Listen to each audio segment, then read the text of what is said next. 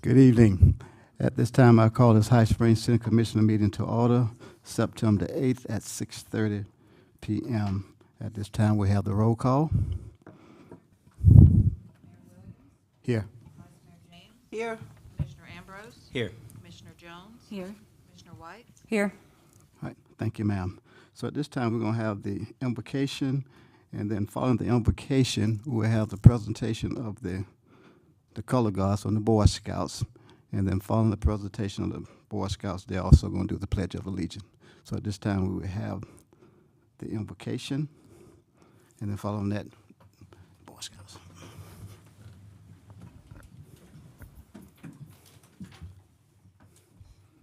Most gracious God, as we come now to do the business of the city of High Spring, God, we just ask you to just bless us, lead us, and guide us, Lord. Just bless us with the wisdom and knowledge and understanding, God, that we'll do things decent and in order, God, that's pleasing in thy sight, God. So again, we say thank you for that grace, thank you for that mercy, and thank you for the city of High Springs. In your sweet holy name we pray. Amen. Amen.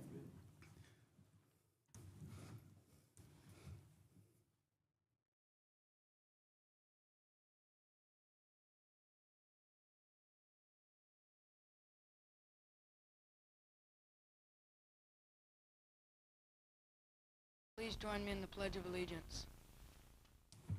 I pledge allegiance to the flag of the United States of America and to the republic for which it stands, one nation, under God, indivisible, with liberty and justice for all. 2. Color Guard reform. Color Guard retreat.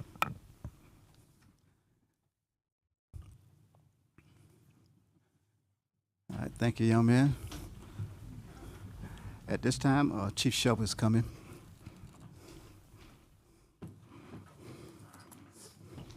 Good afternoon, Mr. Mayor and Commission.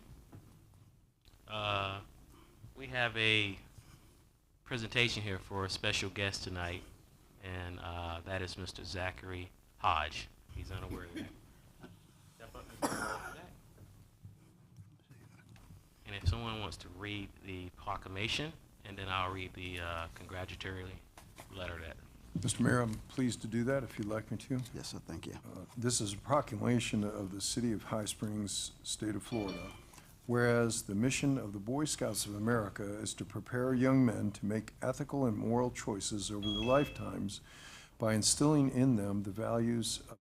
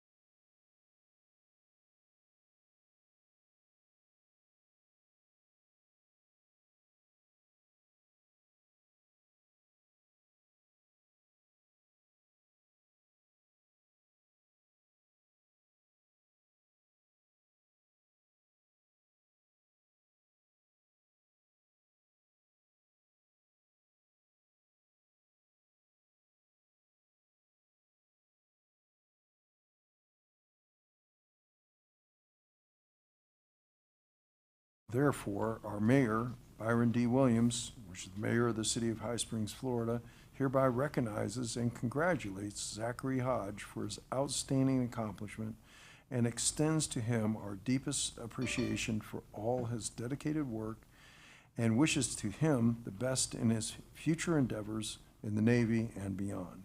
In witness whereof, our mayor has set his hand and caused to be affixed the official seal of the City of High Springs, Florida, this 8th day of September, AD 2022.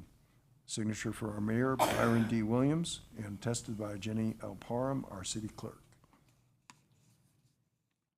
So I'll read this letter from my office. It's a congratulatory letter. It's dated September 8th, 2022, from the desk of Chief Antoine Shepard. It says, congratulations on achieving the highest rank in scouting. We're so proud of you. Your dedication to your fellow scouts is impressive. You never let them forget the value of being a good person. I've witnessed your willingness to help anyone who needs it, and you have made invaluable connections in your community. You're also an incredible person who has worked diligently to achieve this important benchmark in life. Your attainment as an Eagle Scout represents the notion that everyone has the potential for greatness if they're willing to work hard. I'm confident you will be able to use these scouting principles as you journey through life. The Eagle Scout ranking is the highest recognition a young man can receive. A badge of honor is bestowed upon those who have completed the requirements set forth by the Boy Scouts of America, representing a significant accomplishment in their lives. The first person to receive this honor was Ebner Wagner, who received his award in 1911. He had been awarded his rank as a youth, but he decided to work with another boy on a project to build an eagle nest before he started high school. As an Eagle Scout, always choose the path of kindness, arm yourself with honesty, be trustworthy, and have a work ethic second to none. As an Eagle Scout, you are held to a higher standard and expected to meet or exceed those standards. Congratulations on earning the rank of Eagle Scout. We hope you take tremendous pride in the hard work and commitment to service that brought you to this moment. Sincerely, Antoine Shepard.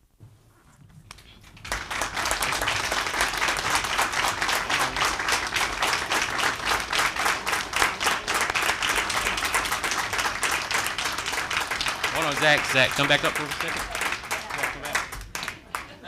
He was unaware this was happening tonight, so I know his scout leader is here. She wants to say anything, and if you want to identify your family members, if you like, man. I got my mom, I got my dad, my brother, my other brother in the back, and my sister right there.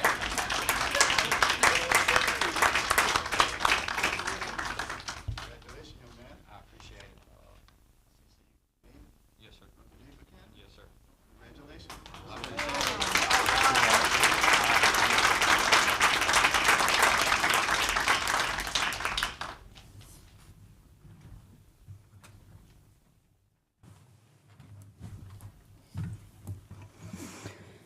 Mr. Mayor, may I point something out? That Zachary making Eagle in 4 years is quite an accomplishment. It takes most scouts 5 to 6 years to do that. And the fact that 4% of Boy Scouts actually make it to Eagle is pretty impressive. But under Kathy Bloodsworth's guidance here, I think her number is probably closer to 70%. I don't know if I'm right on that, Kathy, but that's impressive.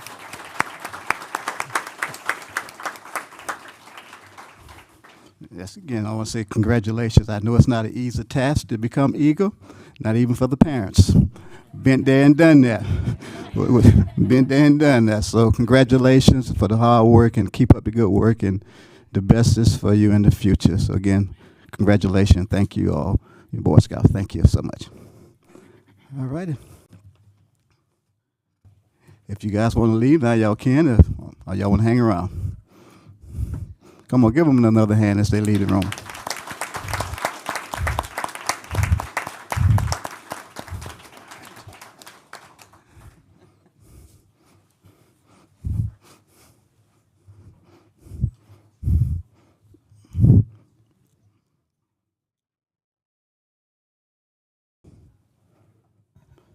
Okay, getting back to business. At this time, we'll entertain a motion for the approval of the agenda. We need to add a special presentation to number 2. I move we approve the agenda with the addition of the special presentation on water and wastewater facilities. I second. Got a motion and a second. Any discussion or questions? Hearing none, all in favor, let it be known by saying aye. Aye. Aye. All right, motion carries. At this time, I entertain a motion for the approval of the consent agenda. Mr. Mayor, I make a motion that the consent agenda be approved as printed. Second. Okay, got a motion and a second. Any discussion? Hearing none, all in favor, let it be known by saying aye. Aye. Okay, motion carries. At this time, special presentation. swearing in of the ceremony, swearing in ceremony for the new officers. Chief Shepherd. Back again. This is a swearing-in ceremony for our new officers, which they're not so new because when they're hired, they go through a very tough training program. So it's 3 phases, and these officers have went through that training being monitored by a FTO officer for 3 months with 3 different officers. So this is a wonderful occasion when police officers are hired and they're sworn in, and they're sworn in to uphold the oath for the Constitution. So it's for us very important and vital. So at this time, I will turn this over to Sergeant Taylor. He will introduce the new officers, and we'll go from there.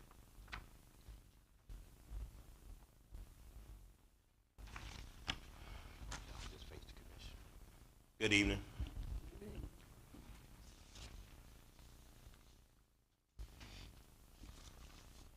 All right, we'll start with Officer Clayton. Officer Dennis Clayton joined the Hot Springs Police Department on April 18, 2022. Officer Dennis was born in West Palm Beach, Florida, where he resided until his family relocated to Hot Springs, Florida when he was 6 years old. Officer Clayton attended the Hot Springs Community School and later received his diploma from the Fort White High School.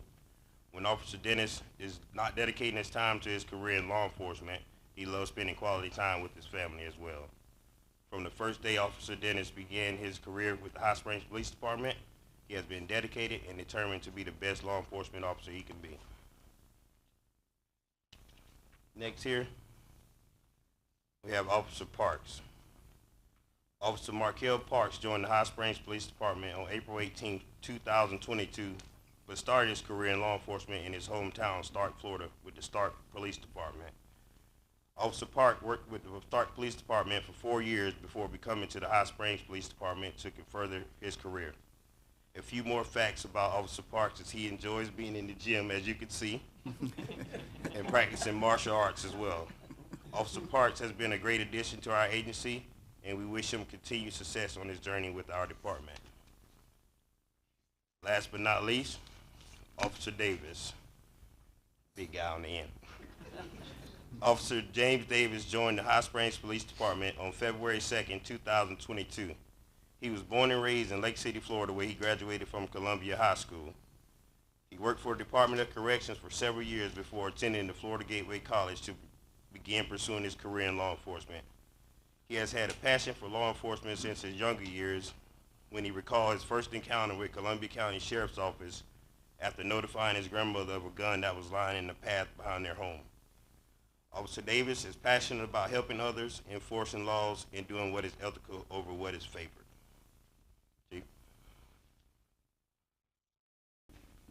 All right, gentlemen, turn to me and raise your right hand.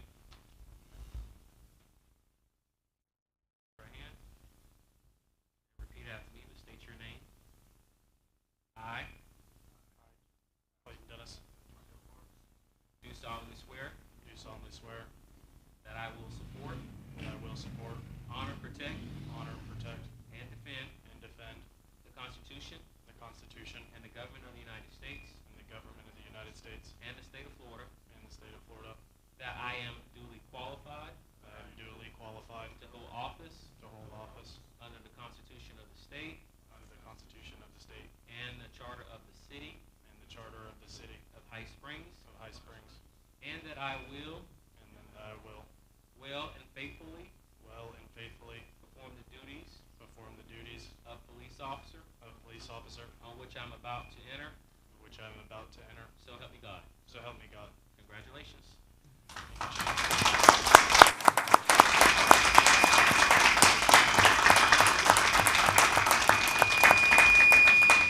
And if you guys would like to say anything, I know some family members are here. If you want to identify them, or if you want to just say anything to the public, this is time to do so. Like.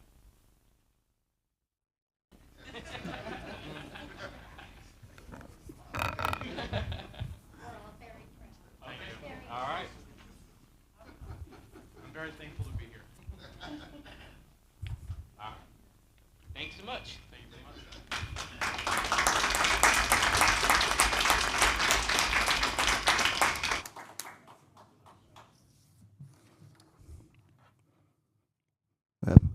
They don't have much to say, but they have some beef. Gracious.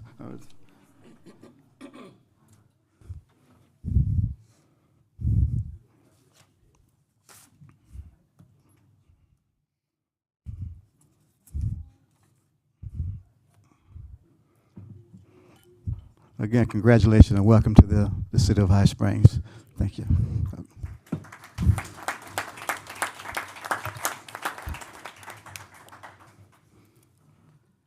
Okay. Second presentation. Who is that? Yes.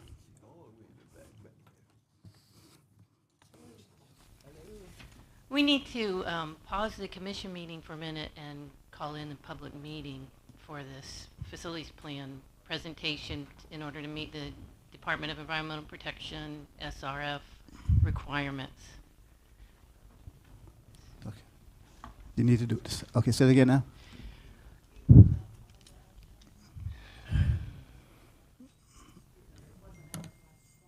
Okay. All right.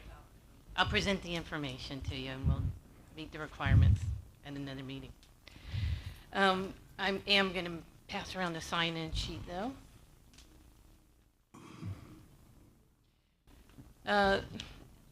As a member of as a member service for Florida, I'll make sure that we've got our presentation slides.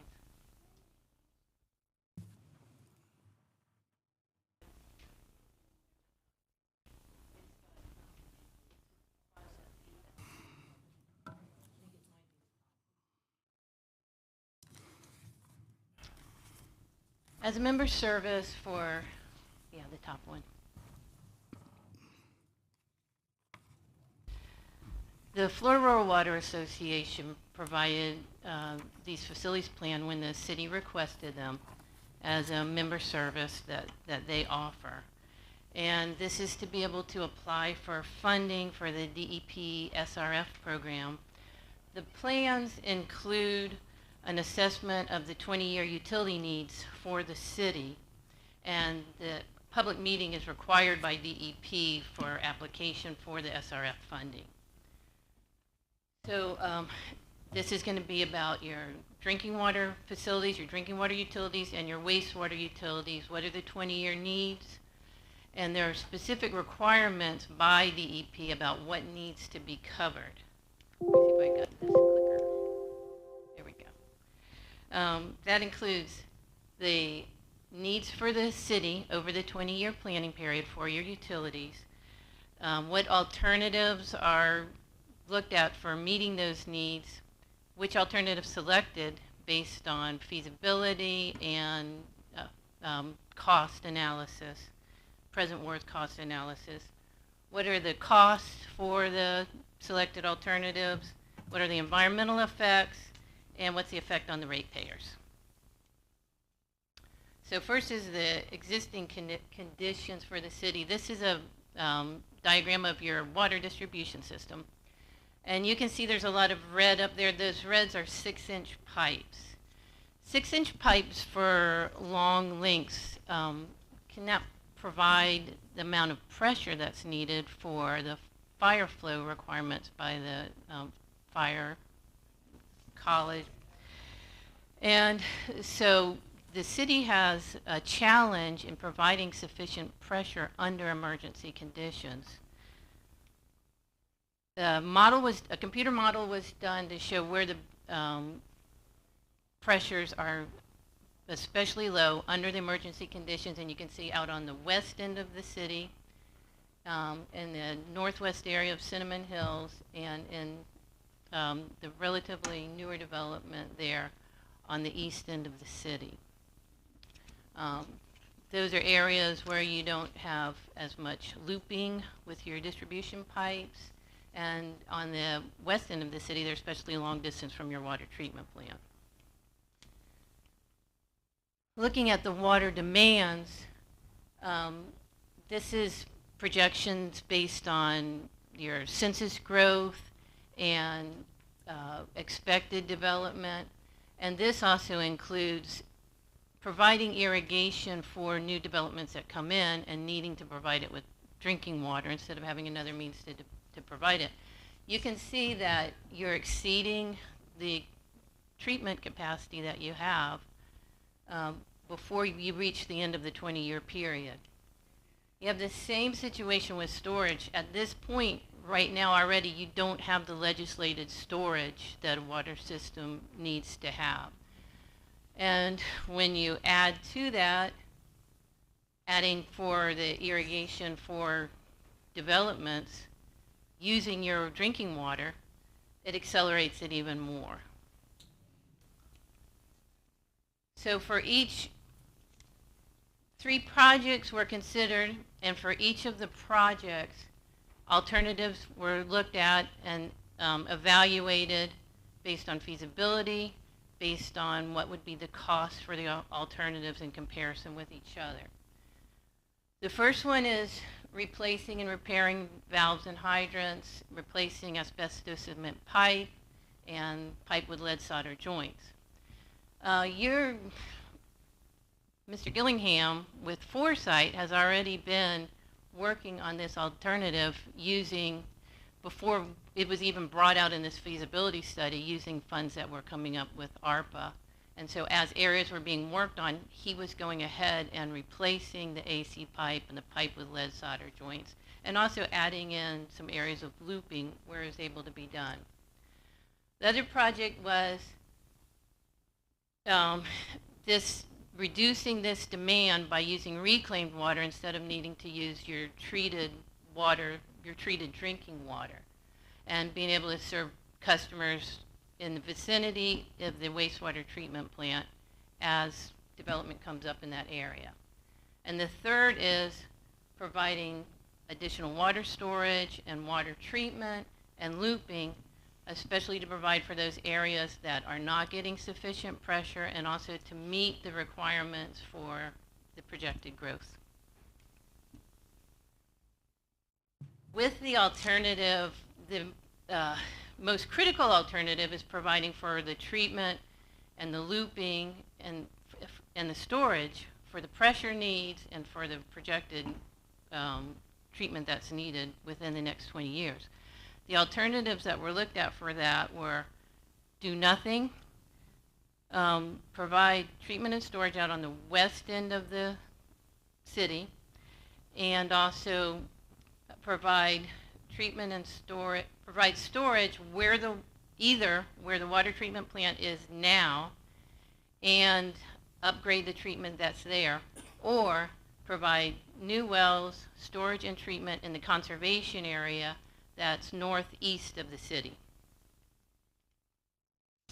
For that alternative, the most cost-effective way to address it, the most critical alternative, was to do the distribution system looping, put in new water pipes in critical areas where it's needed, put in storage and treatment over on the west end of town, and put in storage where the existing wastewater treatment plant is, and upgrade the water treatment plant that you already have. Here we have the projects, costs, and a phasing for them. For the first one, upgrading the infrastructure for the water structure, it's already in process being done, and it can continue to be done as funds are available for those areas. Installing the reclaimed water system infrastructure, that would be putting in piping to go from the wastewater treatment plant to the areas that put in reclaimed water systems. So new developments that put in reclaimed water system, putting the piping to them, and for this it was assumed that it would be going to the closest area to the water treatment plant that's likely to go into development. And so that was, that's phased or recommended to be implemented as the development happens and is tied down over near the wastewater treatment plant. Providing the water storage and the looping and the additional treatment is recommended to be implemented immediately.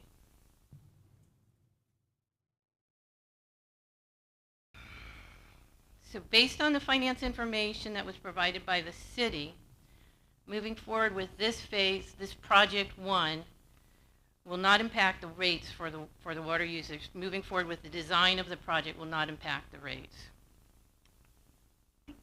There's no adverse environmental effects for any of these three projects to the community or to local wildlife, flora, or fauna.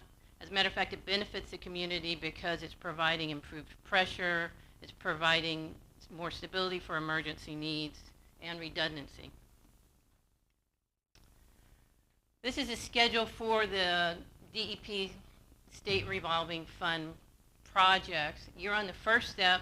You've done the facilities plan, you've done the planning, doing the public meeting, and basically there's two major steps, and that's moving into design and then moving into construction.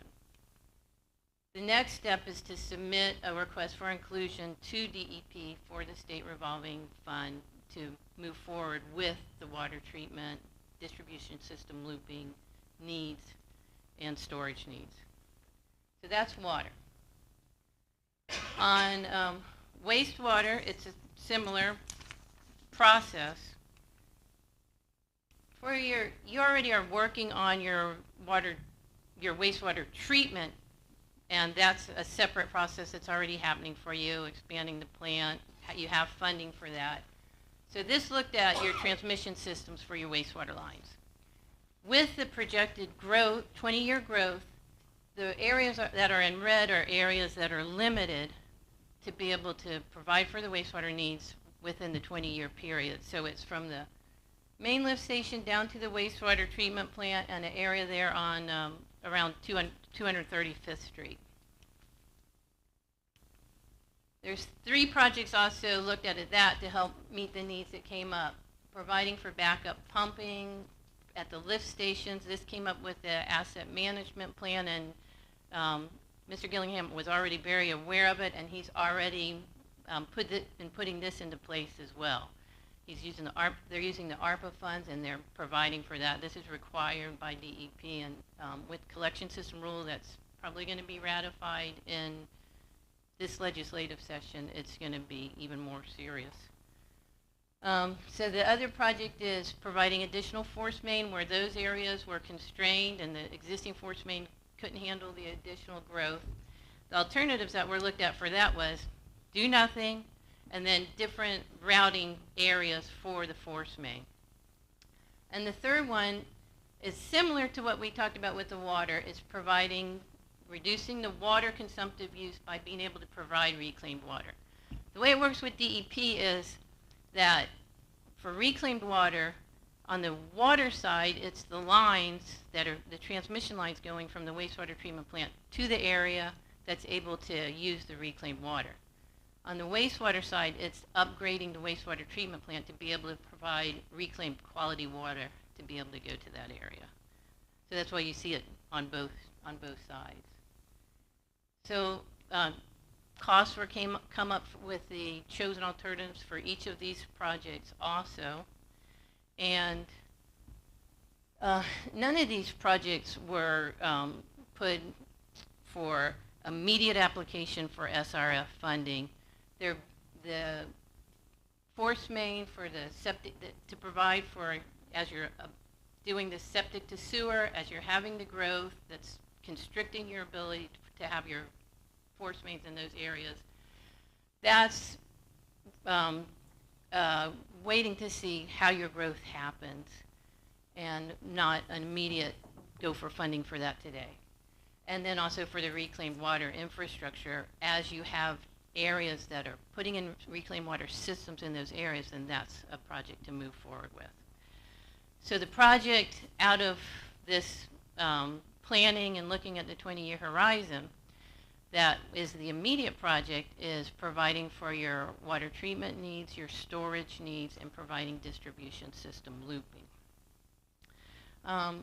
Actually on the Zoom, we have Tom Bryant, who is able to address the rate information that was worked through for these facilities plans, and I'll be glad to answer any questions that you have that has to do with the engineering side or what was provided in the facilities plan.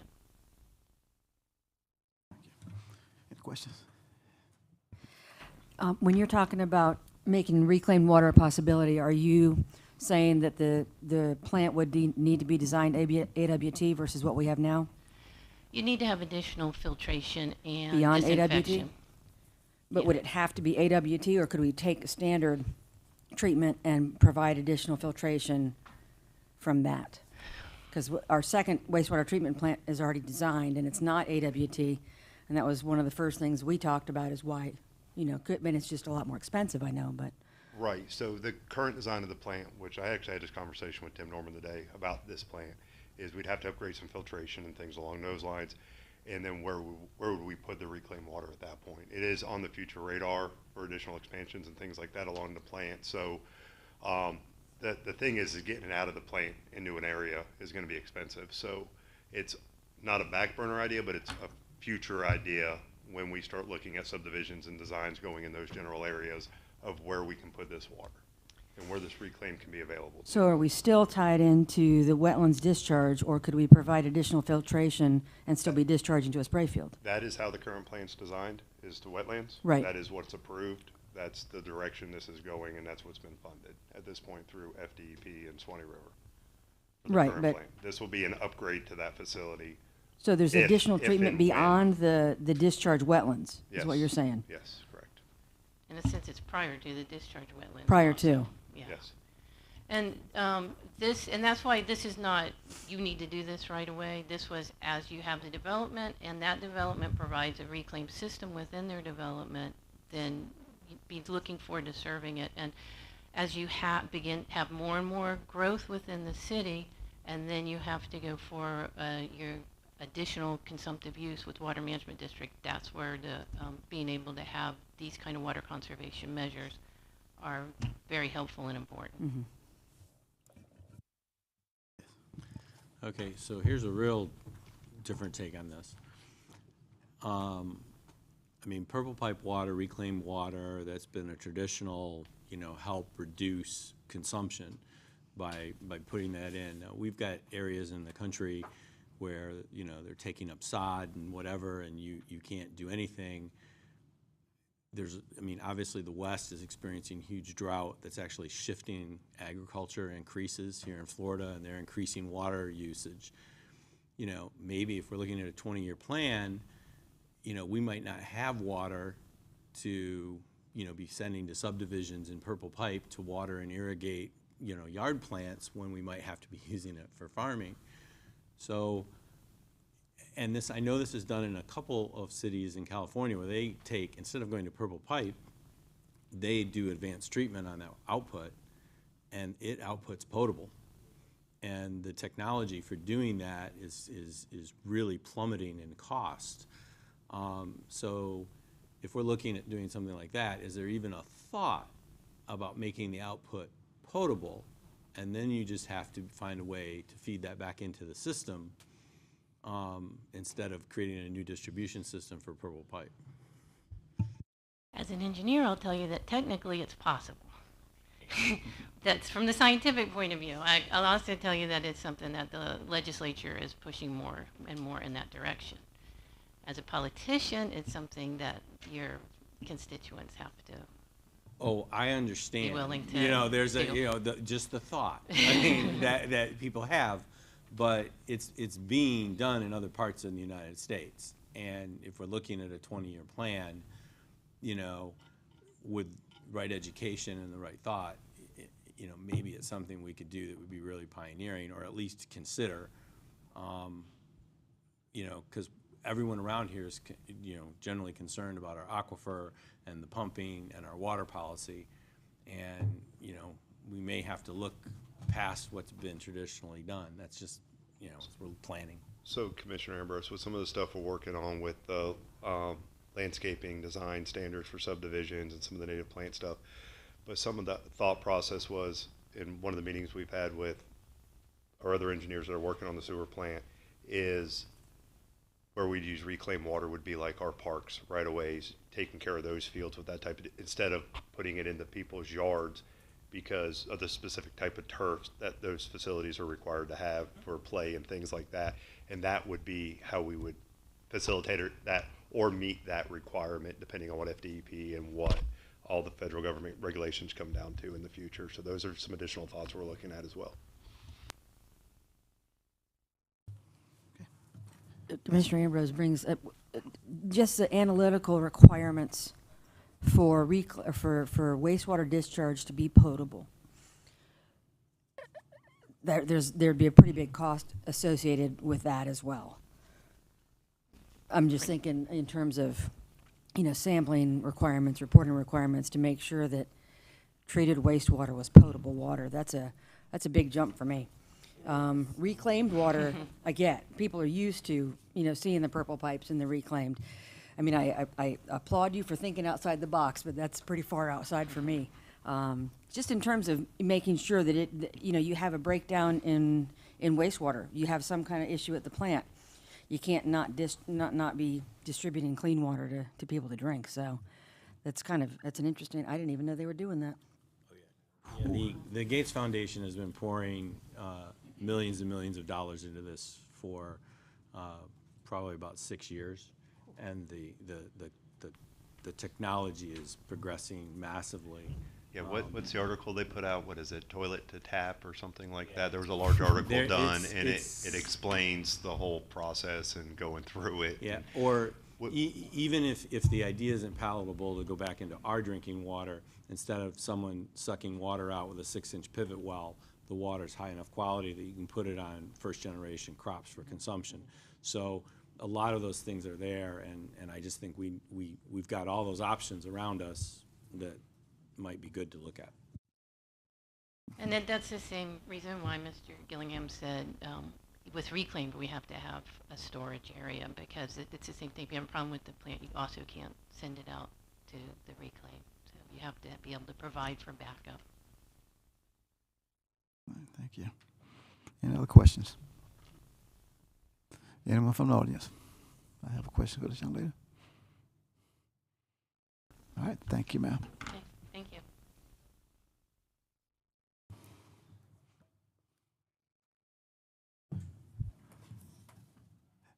Now, she said she had somebody on Zoom that wanted to speak. DeCoste? Well, this is Tom Bryan. I work with Catherine. I'm an engineer also, and I support the SRF program. But so next step on this, now that you've had the public meeting and the presentation that covers all the elements required by SRF, and Catherine did a great job on that. Hopefully the commission can now open their meeting and adopt a resolution accepting or adopting this facility plan, at least the drinking water. Now, so I understand from Catherine that the clean water program is not being considered at this juncture for the reasons you just discussed. But the drinking water is a viable program, and in order to move that forward, we'll need a resolution adopting this facility plan.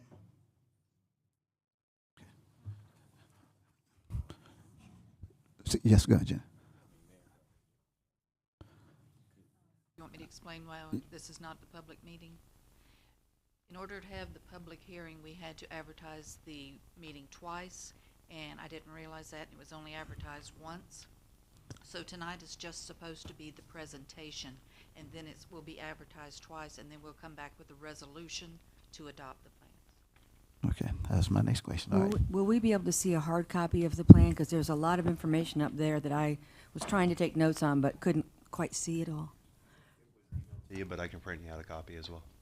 I saw the email, but it just came before I came Yeah, here, so I didn't have I time can- to look. I can That's print it enough for out. me. It doesn't have to be Okay. printed, but as long as we have time to look at that before we have to move forward on anything, because there's a lot of information there to digest. Oh, yeah, and there's going to be more to come. And I'll have questions, Oh, yeah. so, sorry. And I- I'll be we glad to, welcome 'em. I'll be glad to be available for questions I would after you're appreciate able that. to- Okay, to thank look you. at it.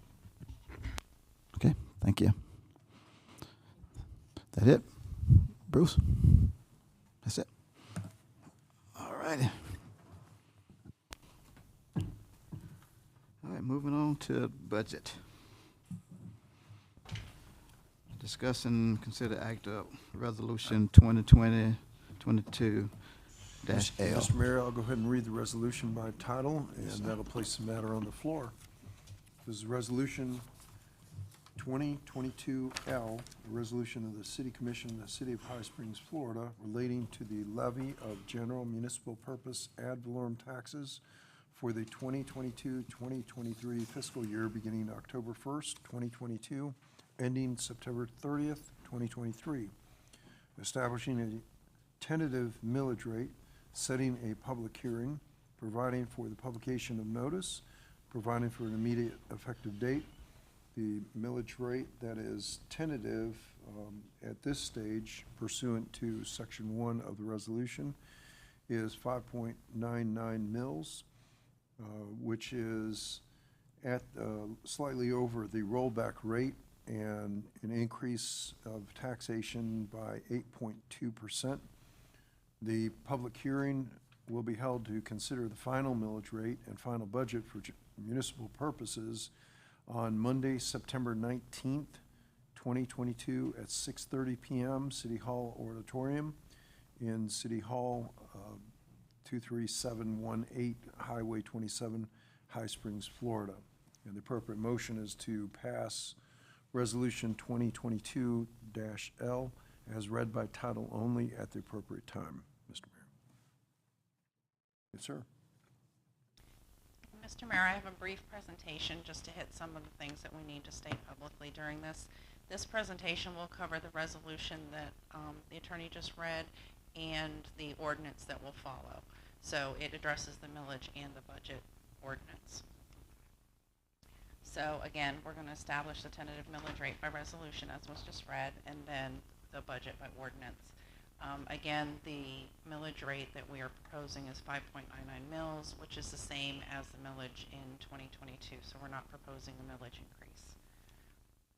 You saw this earlier in the process when we were looking at maximum millage rate, and you can see the center blue line, the current rolled back rate is 5.5251. And at the very bottom of the screen, the tentative proposed millage rate is 5.99. When we looked at the max millage rate, that bottom number was 6.25, but we don't need to increase it.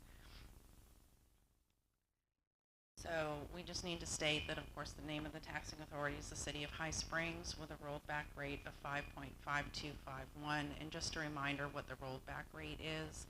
If we take the new property values that were just presented a couple months ago and want to generate the same amount of revenue as we did last year, we would only have to have a millage rate of 5.5251 because the property values increased. And so when they say there's an increase over the rolled back rate, it's just meaning that we're going to generate more revenue from the same millage rate because the property values went up. So the increase over the rolled back rate is 8.2% when we use the 5.99 millage rate to be levied. And this is for the budget ordinance. This is the budget that was in your budget books, and it's just a culmination of the earlier presentations that we gave you. And the very top line, you can see the general fund budget of $6.3 million, and total with all funds, and that includes your utility funds, it includes the ARPA funding, everything that we have that we'll be spending or receiving in revenue and spending during fiscal year 2023. And that is $17.6 million. And again, that's consistent with all of the progressive meetings that we've had. And again, we just need to do two separate votes, one for the resolution for the millage rate and approve the ordinance on first reading for the budget. And then again, as stated, on the 19th, we'll be back for second and final votes on those. That's it. Yes, sir. May I ask a question? On the ARPA funding, if you could go back to that, Sure. it said 1.9. Didn't we only spend 1.5 this year? That is the balance that will be available during fiscal year 23. Okay. So we received the first $1.5 million at Okay. the end of fiscal year 21, in September of 21, and we should be receiving this month the other half of that. It's 1.5437. So we didn't spend the whole So 1.5. well, we have some left over from Okay. that first $1.5 million, and then we'll receive another $1.5 million, which will give us availability of $1.9 million, Okay. which we don't necessarily need to spend during 23, but it's available at that time. We have until 24 to make the plans for those funds, and they have to be spent by 6. Okay. So that's a good question. Thank you. And the 3% increase here for city commission salaries, is that required? It's not required. It's part of the budget as we discussed, and it's totally up to the body to decide what they want to do with I that. probably should have brought that up during the workshops, but I'm kind of new at this, so. I would prefer that not be increased and have that money go somewhere else, but that would just be my preference. Probably speaking in the wrong crowd, though. I agree, Commissioner Whites. We could put the 3% somewhere else.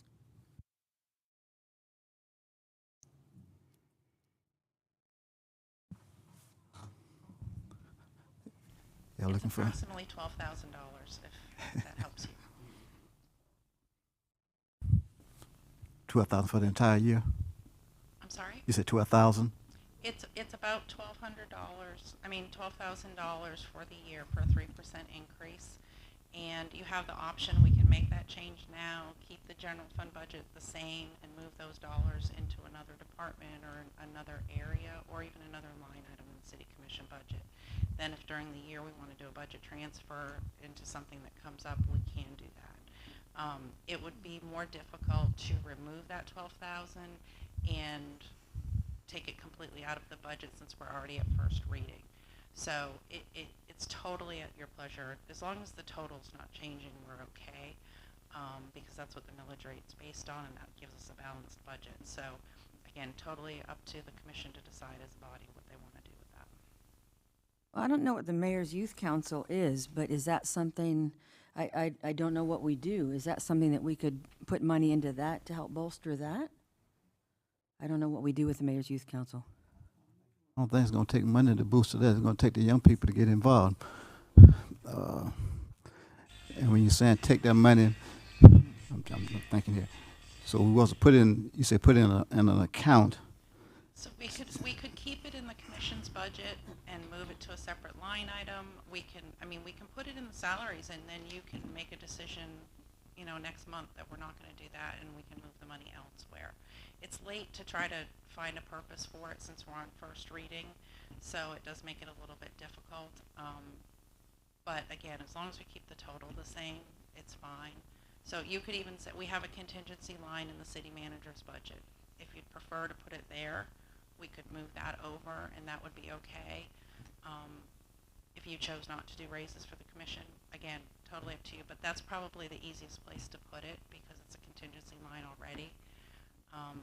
And then we could, as things come up during the year, if we need it for something else, or if the commission decides they want to use it for something else, we can do that. Or we can leave it the way it is. It's totally up to you guys to vote on. So if you was to put in that contingency line, so just throwing that for example, Yes. say if Pop Warner may need a sponsor of $1,000, could we take that money out of that if we voted on it? Yes. I'm just using that for an Yes. example. That's all I'm using Yes, for. you can. That's just an example. That's just As an long as example. as long as the body decides what they want to do with it, that's totally fine. Yeah. Here. Yes. Can we buy new chairs with it? If you choose to do that, that is totally fine. Thank you. Well, I think that's part. That's already part of the. Mayor? Yes. We actually were able to buy these chairs, and we had money left over in this year, so if the commission would like to upgrade their chairs, I believe there's sufficient funds left over to do that this year.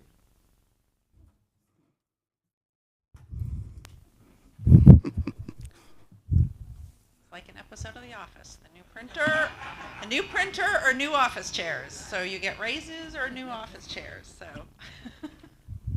Yes. Politically, it always looks, hard to raise the salary, and really, I don't do this for the salary. The last time, the idea behind this, I think that staff was supporting was, we haven't raised the salaries. They were actually cut from what they were over a decade ago and never even went back. We used to make more as commissioners.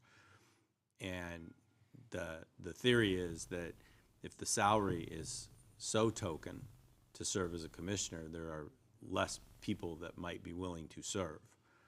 And so you end up with retired people, people who have their own substantial means, or, you know, or just, you know, whatever. So it doesn't necessarily represent the community as well if the salary keeps going down. So, you know, if the will of the commission is not to increase it, and I understand that, but that's also how the salary went down 10 years ago, was we were in hard times, and they went, okay, let's cut our salaries and you know, show that support. So I just think, you know, we want to be careful about that, because I've had people say, well, I wouldn't sit up there and put all that time in and go all those meetings and do all that homework for, you know, $800 a month after taxes. So it's just, that's the theory, not only, I mean, that goes with having a salary. So, you know, I would love new chairs. If there's money in this year, I'd absolutely go for that. I also don't mind the idea of having the commission having some money to do some community things when we're asked, you know. So I would go either way. But we got to keep the dollar number the same. I got it. You have to be careful when you talk about retired people and serving on the board. No offense intended. I did not take this job to supplement my income. I took it because I was interested in the community and wanted to find out what was going on. I've learned an awful lot, and it is hard to ask for raises. When we asked for raises last time, it was very minimal, and even the mayor was not happy with increasing his salary. But the mayor does more than the commissioners as far as showing up at places for businesses and that type of thing, because of the mayor position. I understand Commissioner Ambrose's comments, but I disagree. Thank you.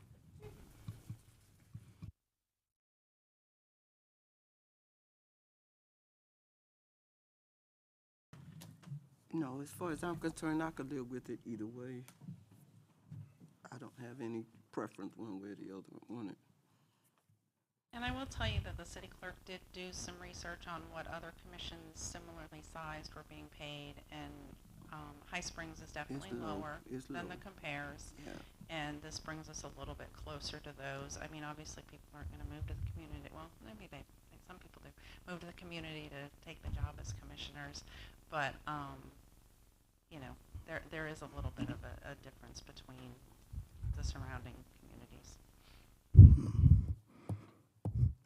So you can't change it, so you got to spend the $12,000, that's what I'm hearing. We need to budget it. We We need don't to have to budget spend it. it, but we just need to keep the budget as it is whole because of where we are in the approval process. And like I said, if you decide to go that way, it's easy enough to just put it in the contingency fund. We've had this conversation. We know it's there. We can revisit it. That's not a problem. If you want to leave the raises in, that's totally fine too. Either way, it doesn't create any issues. I don't think. So that's, Mayor, the resolution that's before you, just so we keep it clear, is we're related to the millage rate at this point. The next item will be the budget. Yes, sir. so I guess we can change this conversation on the next, okay. Yes. The resolution adopting this commission salary will be presented at the next meeting, so you can actually vote on it then too. Okay. Yeah. And give me a breakdown how much that'll be for each commission, just out of curiosity, when you come back. The total was 12,000, so about 2,000, 2,200 each, and a little bit more in yours. Yeah. Ballpark. Okay. All right. So we are on resolution 2022L on the millage rate. Yes. Yes. All right, if you don't have any comments, then I will make a motion that resolution 2022L be approved. Second. Yes. Okay, we got a motion and a second. Any other discussion? Anyone from the audience, questions or comments on the millage rate?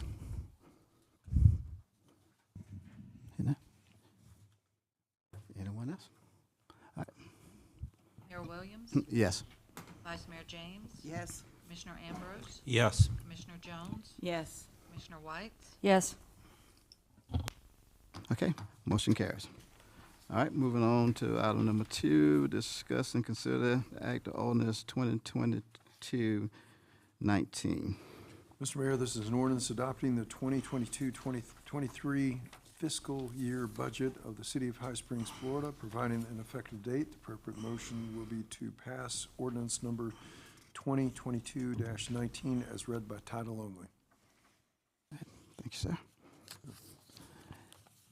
Anything else you need to add before we?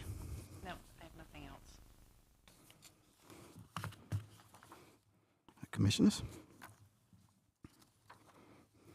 If I may, sir, so is this an appropriate time where you could make a motion to adopt this ordinance with the understanding that potentially we could move that salary raise adjustment for commission to a contingency line item? Would that be an appropriate order of Yes, I think operations? that would be. Okay. I'd like to make that motion then, please, sir.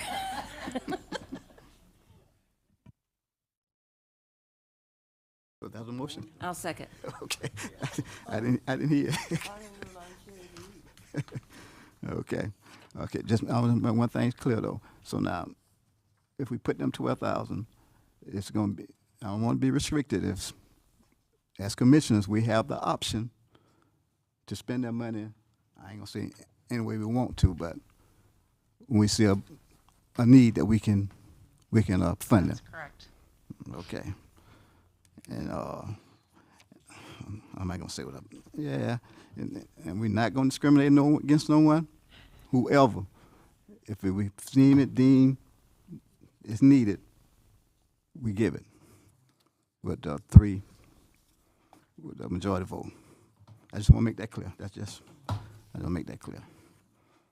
I don't want no arguments over $12,000. You know, your money can bring some strange things about the people. All right, so we have a motion and a second on the floor. Any discussion? Anyone from the audience? Any questions or comments? Hearing none? All right, Madam Clerk. Vice Mayor James, Yes. Commissioner Ambrose, Yes. Commissioner Jones, Yes. Commissioner White, Yes. Mayor Williams. Yes. All right, motion carries. Thank you. All right. There's no unfinished business. Moving on to citizens' requests and comments for issues not on the agenda. Please state your name for the record and limit your comments to 5 minutes, please. Anyone like to speak at this time for item not on the agenda?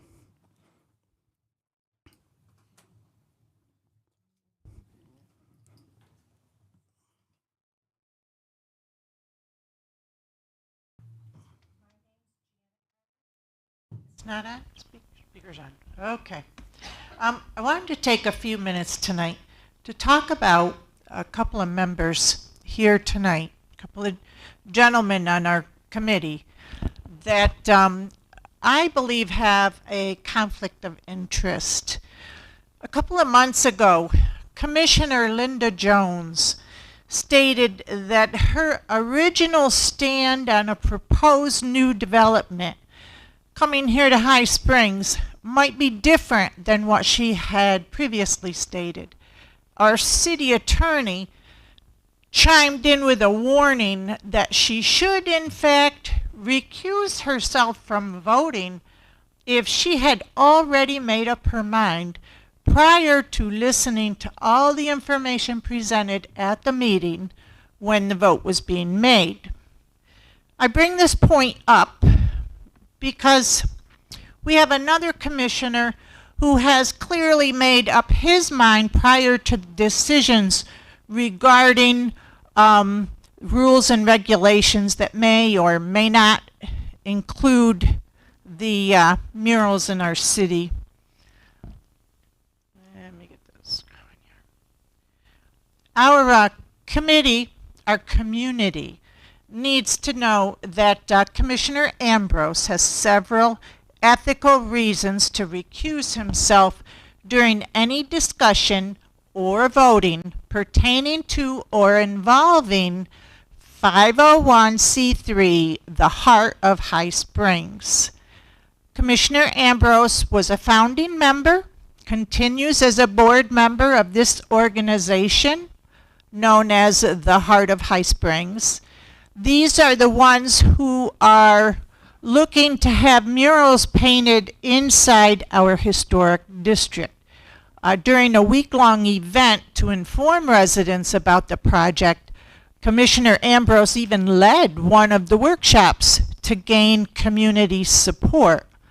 The constituents in our voting community need to know that Commissioner Ambrose has even a number of ethical reasons to recuse himself. He was the chair of the CRA, which is the Commission of Redevelopment Agency, the board, last year. During his time in 2021, he proposed a new strategy plan that allocated money, allowing public funding for murals. He was on one board pushing for an item while also being on a board that would be making that decision. Well, now here we are on this board of commissioners. He believes Commissioner Ambrose has stated that he is within the letter of the law to make a vote on the mural ordinances because he claims he will not be monetarily benefiting from the donation of his use of porta potties to the event. That's questionable. But I asked the point our city attorney was concerned with regarding the commissioner having his decision made prior to the city commissioners voting. Is there any question as to how Commissioner Ambrose would vote?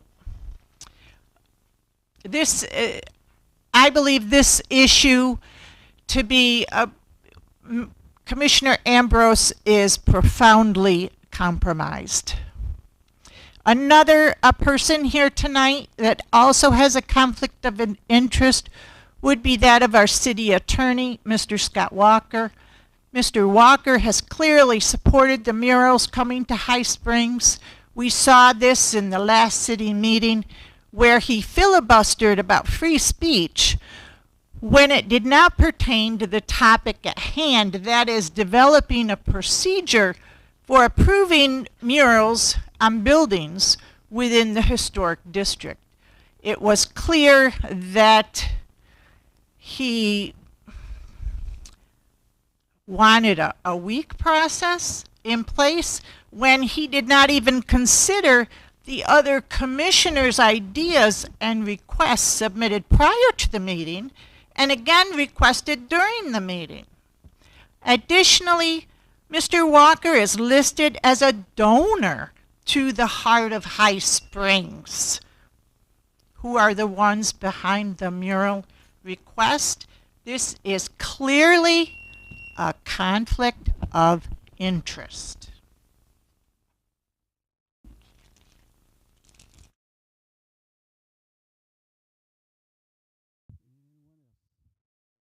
Sorry, anyone else?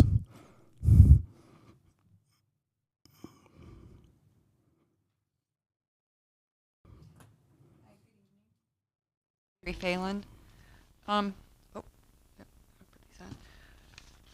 First of all, I want to thank you, city commissioners, for allowing me to speak. I really appreciate the opportunity. And also, I really appreciate the forward thinking of some of the commissioners and the ideas putting forth for the future of High Springs. First of all, I wanted to say Can you that, speak in the mic, ma'am? They can't hear you. first of all, I wanted to say that it's not that I don't want a Tractor Supply. I do. I think it's needed, but it's just that too much. Yes, we got that on the agenda about the Tractor Supply. Oh, so when do I speak about it? When they come up. Oh, okay, okay, alrighty.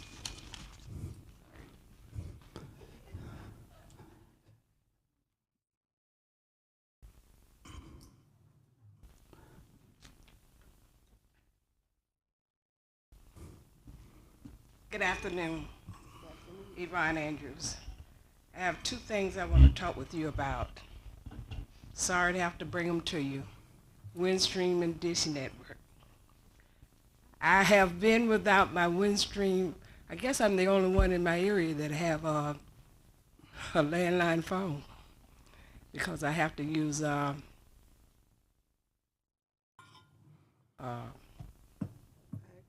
fax. Thank you, Gloria. And I've been without my Windstream for over a month.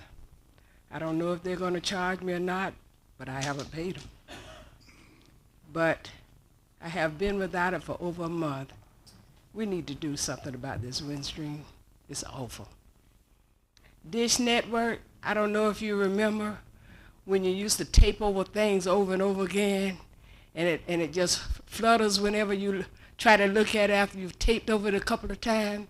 This is all you're getting now with Dish Network. These two companies, we need to do something about them because they are awful.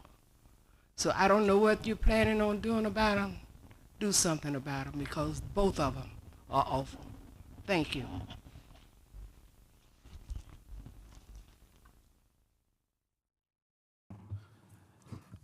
Anyone else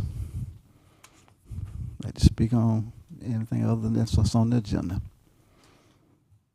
All right, hearing none. Commission's response?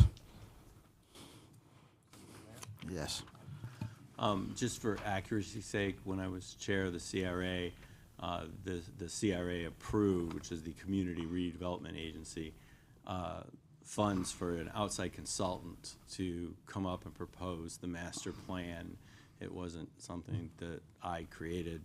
There were a lot of community workshops and public meetings that went into that. So that wasn't something that I created. And also, in terms of processes, I know it can get confusing at times, but there's a difference between a quasi-judicial process and how decisions are made and things that are not quasi-judicial. So there are some differences there. Thanks. All right, thank you, sir. Yeah. Yes. Ms. Andrews, I have a landline. I use my landline. I was just wondering, have you called Windstream or Dish Network? Have you called the customer service folks? Because they're really the people that would handle that. Yeah. They finally came out Saturday. Good. It's my line, but like I said, I was out of it for about a month. Yeah. But I'm the only one in my area that has a landline. I have Windstream too. I feel your pain. We're hearing reports of like 8 weeks, 12 weeks waiting on repairs from them. But just a reminder, Cox is doing their build out right now. They are heading to town, so there are some changes there. So I just wanted to remind everybody that they're currently putting fiber in the ground, so it's coming this way. Yes, sir. And I wanted to thank Diane, even though she's not here, and you, Ashley. The presentation of this budget and the layout is wonderful. It's really easy to follow, and I was able to ask the questions I needed to pretty directly, so it's really good. In addition to that, when I came in, I picked up my book and I looked at it. And I asked them, where's the rest of it? Because it has been so thick, you know, when we've gotten it before. But this time it's nice and neat and it's well laid out. And I agree. It's a tremendous job. Job well done. All right. Okay. Anything else before we move on to new business? All right, moving on to new business. Discuss and consider act of approving site plan for Tractor Supply. Mayor, may I speak on this one? Yes, ma'am. Okay, and I'd like y'all to know we have representatives from Tractor Supply here that can speak as well. So I just wanted to remind people that this is not a question on whether the use is permitted or not. The use is permitted by right in the zoning currently. So this is what we're asking you to approve is the site plan, and it does meet all city regulations. So the Tractor Supply is located northeast of Winn-Dixie on the west side of Santa Fe Boulevard. The plan board heard two variances. They approved a reduction in the required parking spaces and an encroachment into the front yard setback in the highway enhancement zone from 35 to 13 feet. The reason for the request was because the lot had to be made smaller because there were environmental issues. So that was why. That was the extenuating circumstance on which approval was based. The site plan is consistent with the Land Development Code, and staff recommends approval. And if you'd like, we have there's a rendering of it over here in the corner of what the building will look like. And Tractor Supply really worked with staff. When they came here, they had the storage all along the front, and they moved it to the side. They had chain link fence, and they provided us some quality fencing with some masonry pillars and enhanced landscaping. They did, I mean, everything staff asked for, they did, and it was above and beyond what was in our code.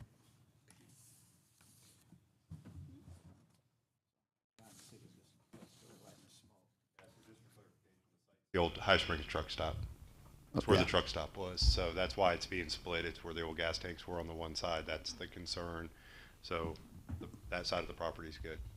Okay, so that's boy, that's a little right. That's the entrance. To Ashton Ridge. Okay, so that's that road they're coming off there? I'd have to see exactly what you're looking Okay, at. I can't hardly see this thing. So small. Yeah, that should be Ashton Ridge going in. It should be right there Okay. by that.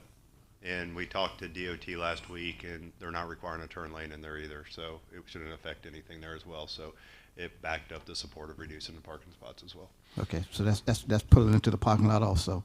Okay, and then plus all of I guess that's going to be the I'm gonna say truck entrance in the back there. To the back, the water line will go that far back as well, so there'll be some future possibilities of being able to continue to loop the water system in that area as well.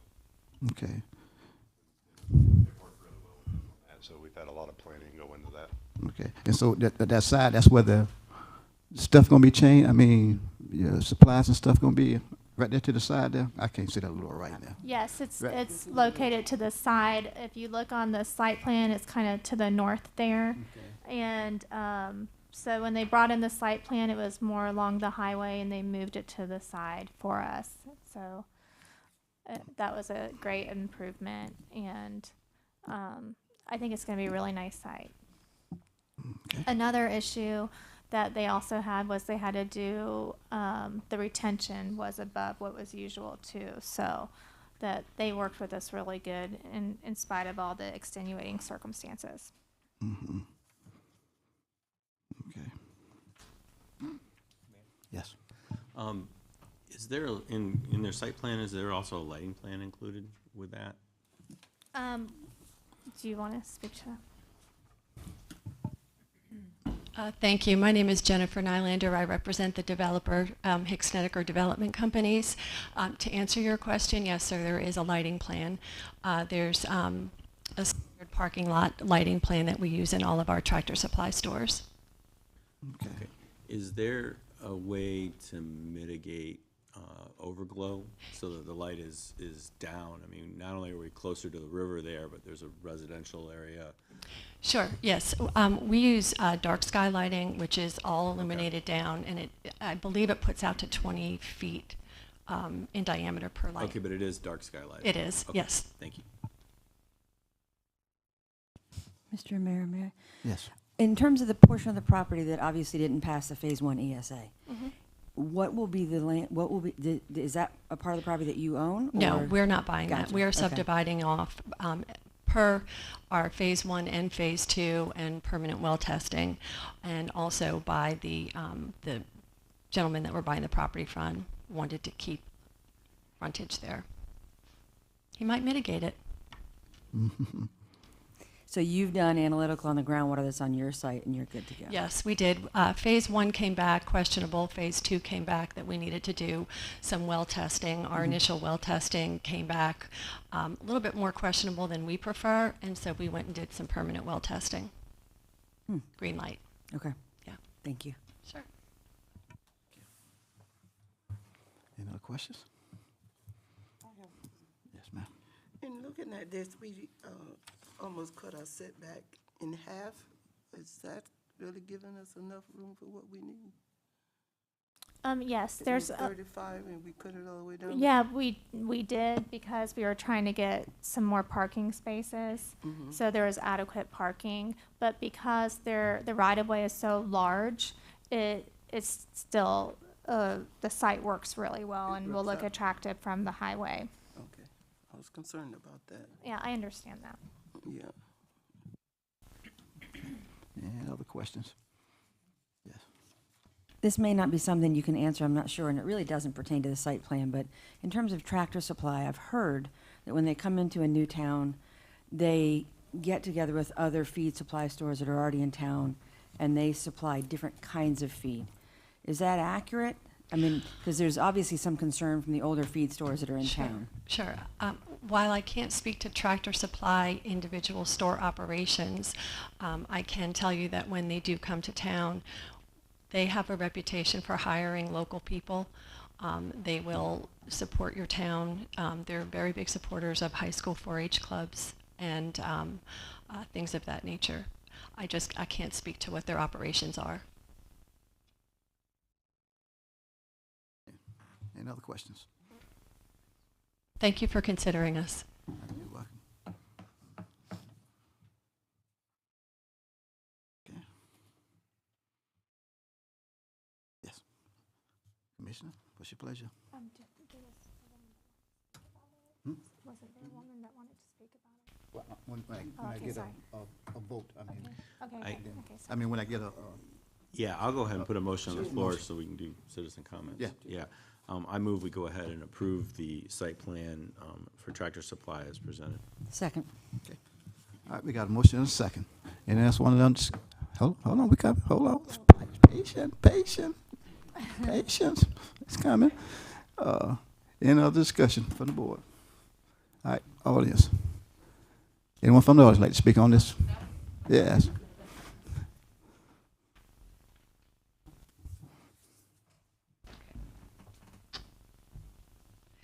Okay, so it sounds like Tractor Supply really wants to, do the right thing and be good stewards. So I'm hoping that they'll be open to some of the suggestions that I make, maybe for the future. And I guess one thing that I wanted to verify, if I'm hearing correctly, is that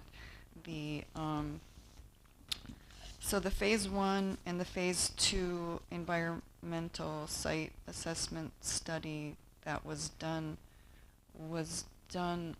on the property that they no longer own, or They didn't buy it. They were looking at it to purchase it, and they decided not to buy the site. So- They chose the site that didn't have the environmental issues. so is that the 5 acres, or was it more than 5 acres? Is it 2.5 acres now that they own, or? I'm not sure. Their 'Cause that was site, my their concern. site is 5 acres. I don't know how much the site is that's right next to them. Yeah, because that was one of my concerns as far as what were their plans for remediation, and also I'm not really sure what acceptable values that they were using, if they were the federal government or environmental working group, because I do know that the acceptable values for a lot of different heavy metals and things like that are so outdated that they're really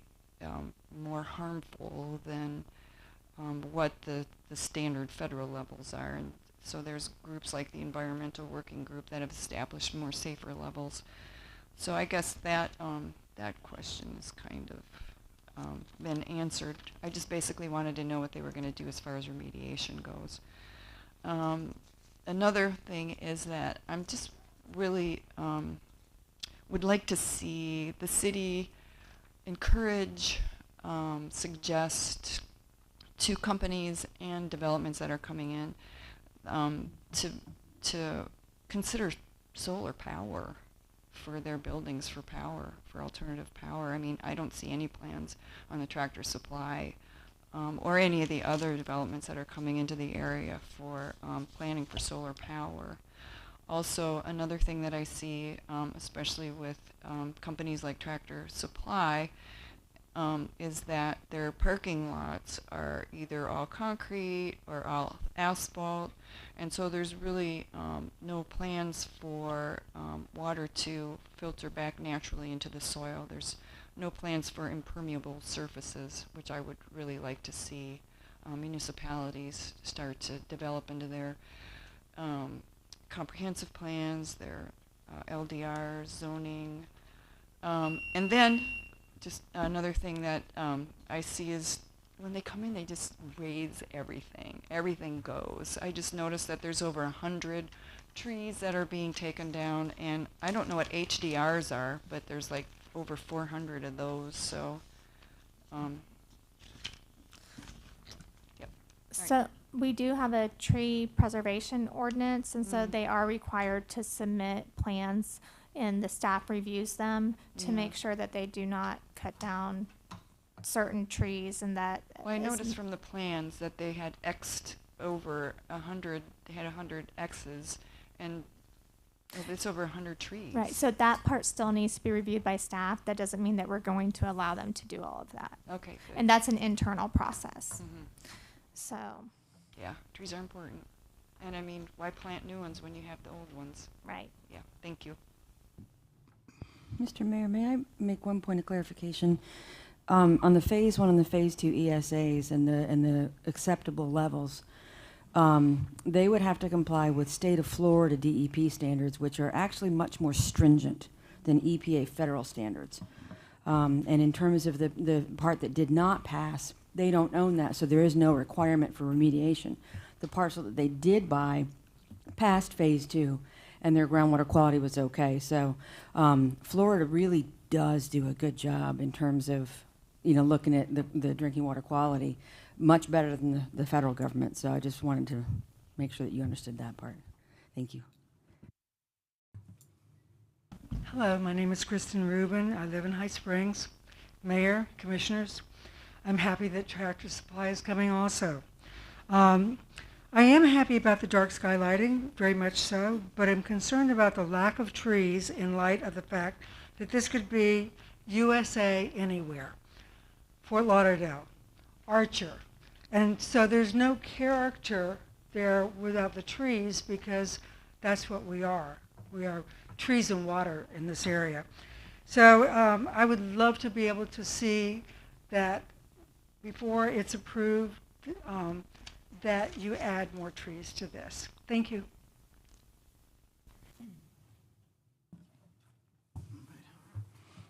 Anyone else like to speak on this?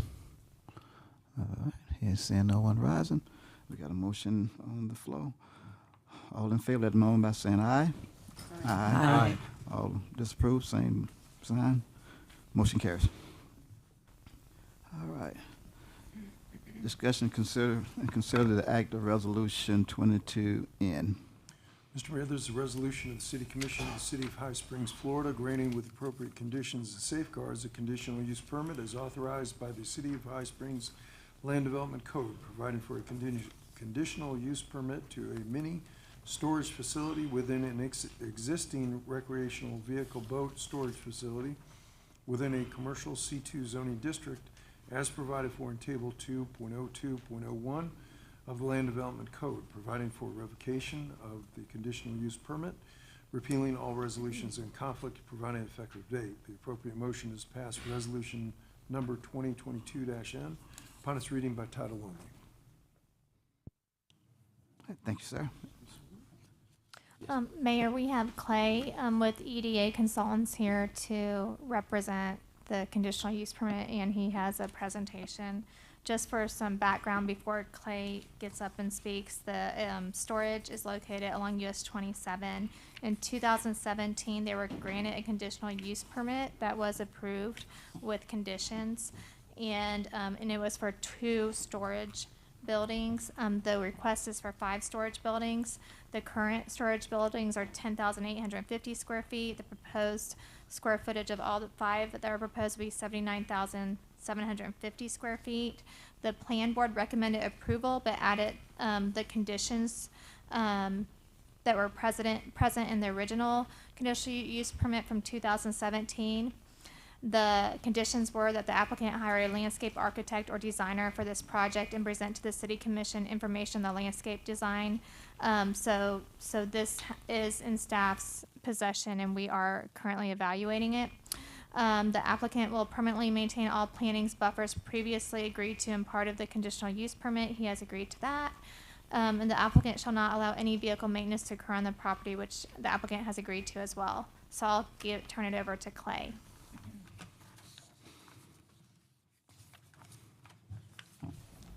Good evening, Mr. Mayor and Commissioners. I'm Clay Sweger. I work with EDA Consultants. I'm a land planner here in Alachua County.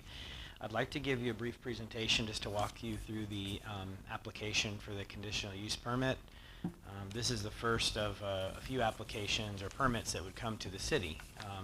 Subsequent to a conditional use permit, the site plan would still come back to the city of High Springs.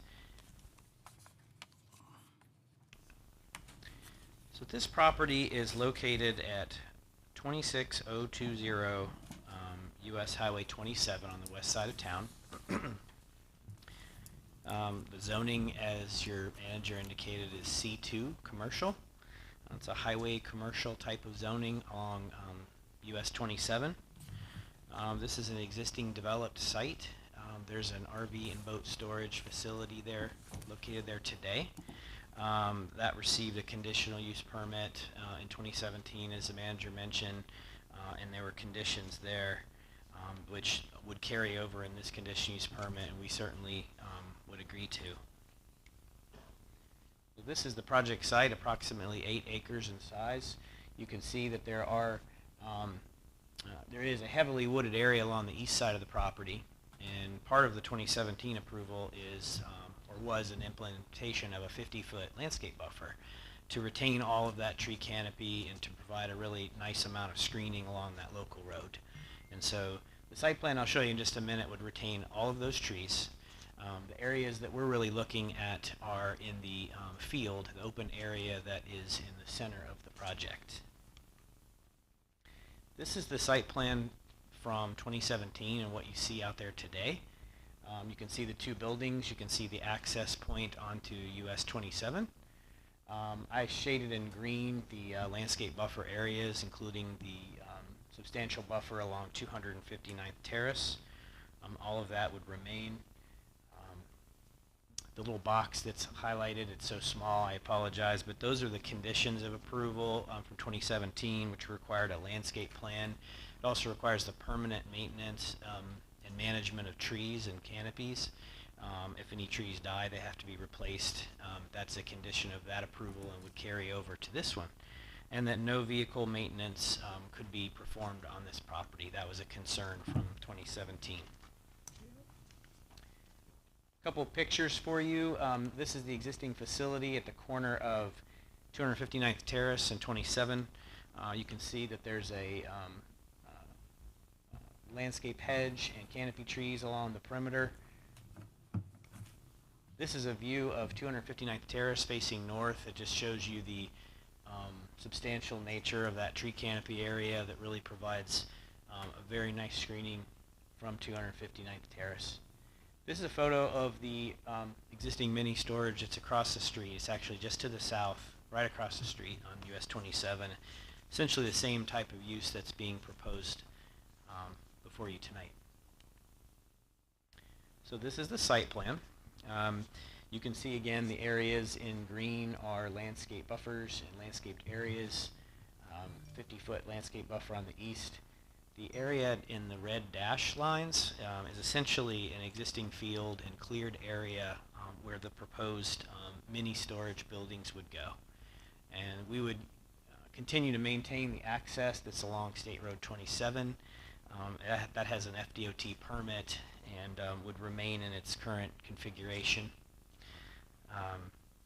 There's a stormwater retention area on the property which has received Water Management District approval, and that was essentially master planned for this second phase of development, if you will. That's located on the north side of the property. This is the zoning map, your zoning map in the city. The areas in red, including this property, are zone C2 commercial. So you can see we've got C2 on each side on on the north side of 27, and then we've got industrial properties just right across the street on 27. So I'd like to go through a few of the elements of the application just to make sure that we have everything covered for you. There are a lot of permitted uses by right in C2 zoning, as you all know. Retail, restaurant, all sorts of commercial uses. A lot of them are a lot more intense and more impactful than what this use is, in my opinion. This is a very low traffic, very quiet type of use, and has a very minimal demand on public facilities. And those are allowed by right. So we looked at the C2 zoning table in your code, and we meet and exceed all the standards that are required in that zoning district. One is a FAR, which is floor area ratio. That basically says how much building area can you have on a property in C2. So we're only at about 1/3 of the maximum FAR that's allowed in your city code. We are 6 times wider than the minimum lot width. All the setbacks are at least 3 times the minimum. We have 35-foot setback in the front. 12.5 is required. On the east side, we've got 70 feet, which only requires 7.5. So we're 9 times the requirement. And in the rear, we're about 16 times the requirement, which is the closest residential property. So we're 125 foot from the property line. Couple notes about traffic. This is probably the lowest trip generation use in commercial that you can find in the manual that's commonly accepted, the Institute of Transportation Engineers. Probably just over 100 trips a day. A lot of those would be non-peak hour trips too. You don't usually go to the mini storage at 8 a.m.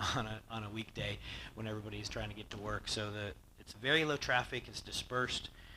You could have 90 or 100 times more trips if you had a commercial development that was retail or shopping center. So it's very minimal. And there's adequate capacity on 27 to accommodate this use and frankly many others in the city.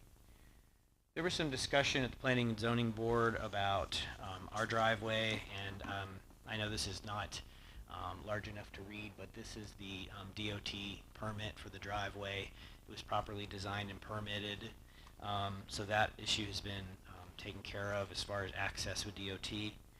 The second issue, there is a church under construction, as you all know, to the east of us, east of 259th Terrace, and there was a question in the hearing about whether or not this project had any impact on their development, and I received correspondence from the local DOT office that this project in no way, shape, or form would have any impact on the church project.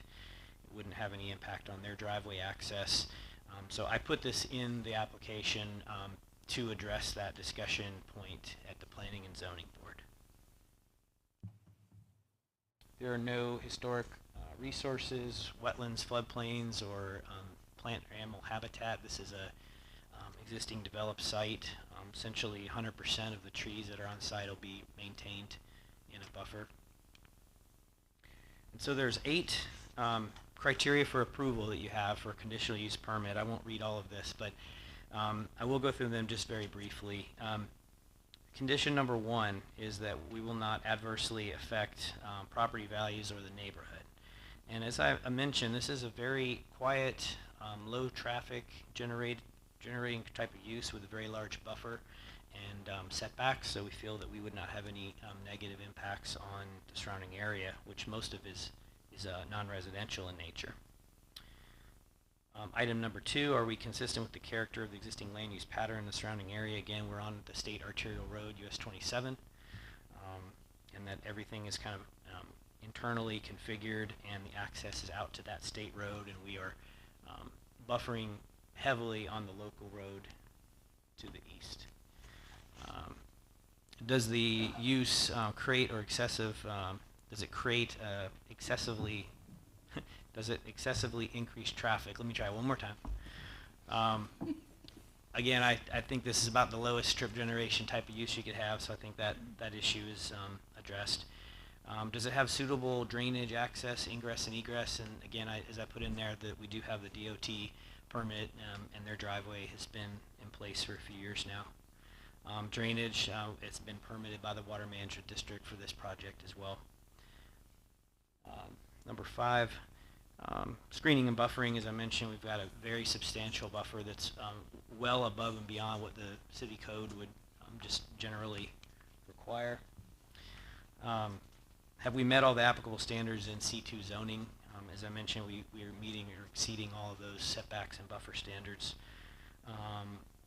Would there be signs or lighting that would adversely affect surrounding areas? We don't think that we'll propose any additional signage, but if there were, it would be on State Road 27, and it would require city permitting. And as far as lighting goes, there was some discussion of the P&Z about requiring and making sure that all the lighting is downward facing. I don't know if that actually got put in the condition, but we're certainly amenable to that. We don't want to have any impacts of off-site lighting.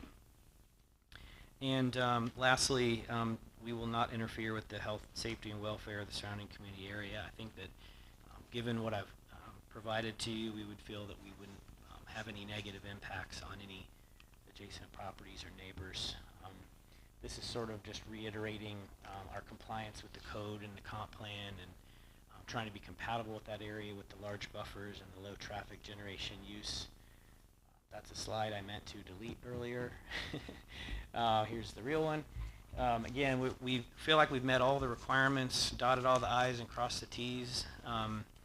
We agree with the conditions that your Planning and Zoning Board recommended. They recommend approval of this application after some discussion. So with that, I'll conclude. I'll be happy to answer any questions that you might have tonight. Thank you. Right. Thank you. Any questions? No questions? Yes. Comments? Question, comments? I'm glad to hear you say about the lighting, because I definitely, if I make the motion, I would make the motion to include that it is dark sky lighting plan to be reviewed by staff, because I noticed that wasn't in there. Yes, sir. And I was glad to hear you mention about the driveway so much. I was a neighbor of that property from 2014 to 2020 with my business. And I know that there's a high demand for storage facilities, and you know, it works pretty well on that stretch of road, and it's a good use. I have no problem with that. But what I did notice, and then I went back this week and sat there for a while, is what's on your site plan is that's labeled emergency access has become the primary access. There's a keypad there that appears to work just fine for users. There is no pavement off of 259th on that emergency access, so it drops off of the road. And that seems to be how people prefer to get in and out instead of the primary access that you have talked about. So in moving forward, if you do this, I think that entrance needs to be truly emergency access and not something that people that have a PIN code or what have you are able to use, because the ones across the street have just that one access, you know, for those. And I'm worried about the wear and tear on that city road, because even with 100 more cars driving off that same section of pavement, that road's going to deteriorate, but also that's not what the site plan represents. So that gate and that entrance, I think, need to really be configured for emergency access. I know that that was the intent back in 2017, was that to be emergency access only, and if it's developed into something that's more of a regular use, then that's something that certainly you all as a board could put in as the condition, and I can certainly pass it along to the operator as well. Thank you. Mr. Mayor, may I? You did a great job with the plan board. I saw it both times you presented. And I know there was some conversation about how far back the primary gate would be off the road. Can you tell me what that distance is?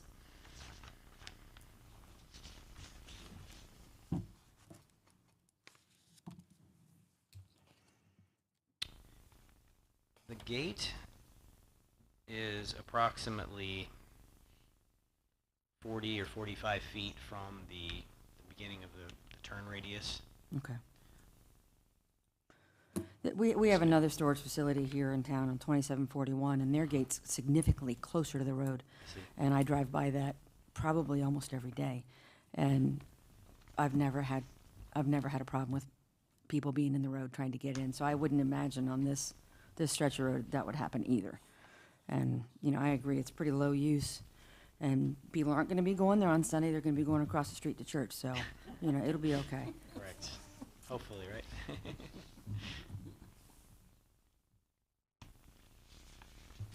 Any other questions?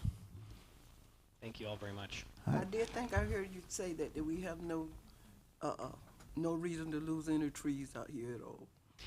Right.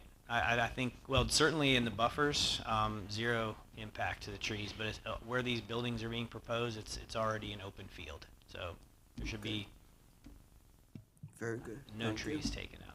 Okay. Yes, ma'am. Thank you. All right, thank you, sir. Any other questions? Motion. Patience. I get to you. I promise you. I promise you that. I don't used to make promises, but I promise you that. I make a motion, we move forward with the resolution of our approval of the site plan for this facility with the condition that they bring forward to staff a lighting plan that is dark sky and that the emergency access entrance truly be that and that it not be allowed to be a regular use entrance going forward. Second. Okay, got a motion and a second. You got all that back there, buddy? I see you writing. You got it? All right, we got a motion and a second. All right. Anyone from the audience? Like to speak on this? Yes.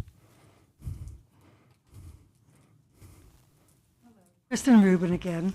I use Northwest 259 Terrace many times a week.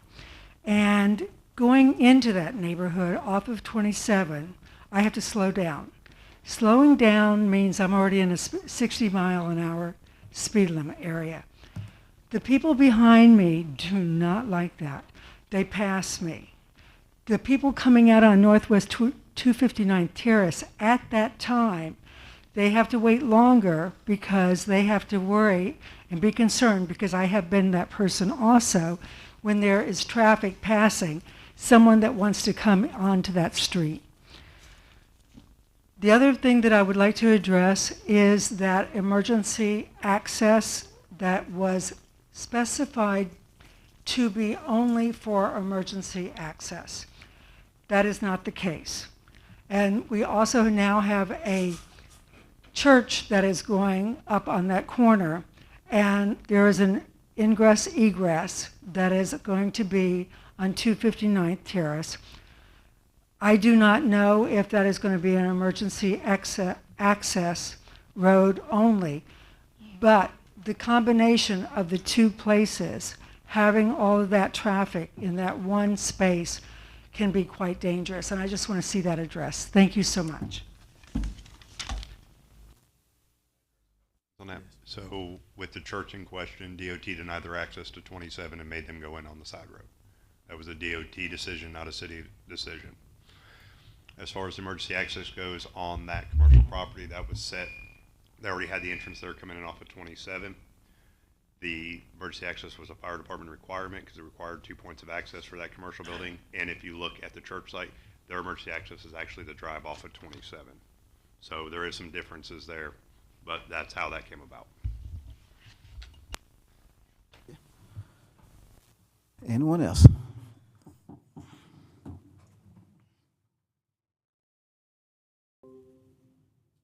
Oh, hi, Terry Phelan again. Just, a couple of things that I just want to reiterate for all new businesses. And I know I can't ask him to. Are there any plans for solar power? I mean, they have such little need that, putting a few solar panels on for their lighting would, just be fantastic.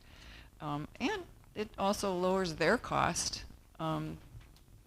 As far as having to pay for, other power, that's provided from coal-fired plants.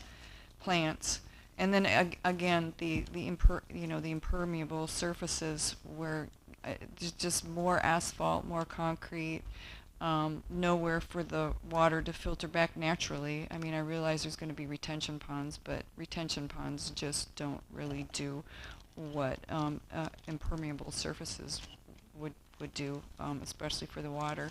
And one thing I did want to mention and say is that High Springs is in a very unique situation right now. They have an opportunity for its future to start from the ground up and to set a precedence to become an example for other communities. And one way that you can do it is with smart growth. You know, for a bright future for High Springs. And I did email the commissioners a website to the EPA's Smart Growth, it's their Smart Growth website. And one of the things that I found really great is that they have places for grants. So there's, you know, some money available as far as that goes to help with smart growth, and of course a lot of great ideas. So, and also to consider a climate action plan to force, I know that there are laws pertaining to not being able to force businesses and developments to have solar power, but with climate action plans you can. So that's one thing that I would absolutely suggest you looking into. Thank you. Thank you. Anyone else? All right, seeing no one rising. Madam Clerk.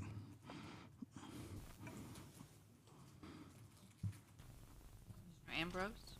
Yes. Commissioner Jones? Yes. Commissioner White? Yes. Mayor Williams?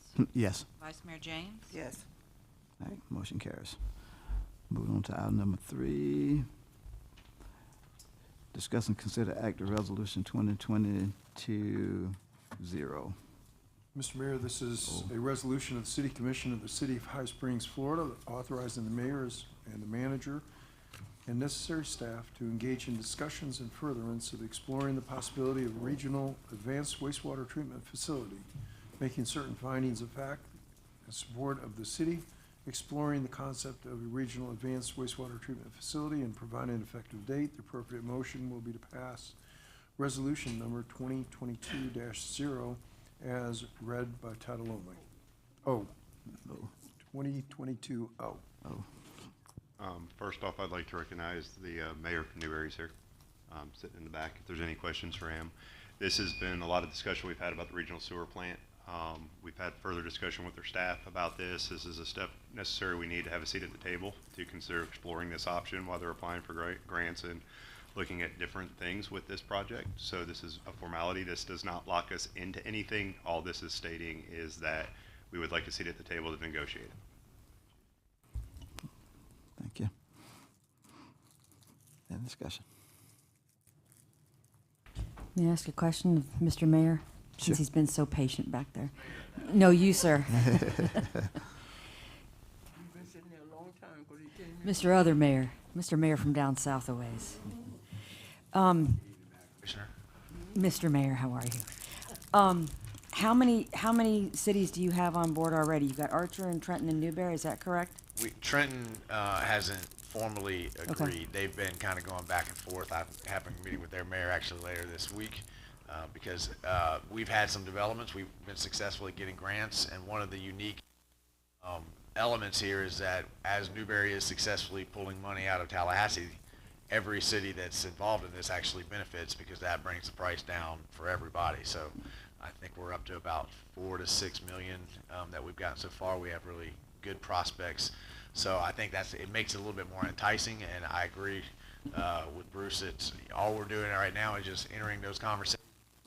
I'm not here to speak as a experts. Your staff knows way more than me. You yourself know way more about this than I do. But I can speak to just the positive environmental aspects here and the potential positives for our mutual ratepayers. And current design is AWT with discharge to infiltrated wetlands still? Correct. Because there was some conversation about that maybe needing to Well, change. I'm fighting for the wetlands. Tallahassee changed the rules, Right. so the wetlands don't really get you points anymore. Right. Newberry's in a unique situation because we've just acquired the property, and the property that we intend to build this on is within walking distance of all three of our schools. So the potential to have walking field trips there, as a sightseeing, bird watching, those kinds of things. I see that, I value that, and so I'm going to continue fighting for that, even though Tallahassee doesn't see the value of this wetlands aspect. So it'll be an advanced treatment facility. The wetlands will be there solely because I'm a teacher. Where is it located with respect to the current spray field? It will be just south. So where our current facility is, south of that, we acquired 92 acres that's around there.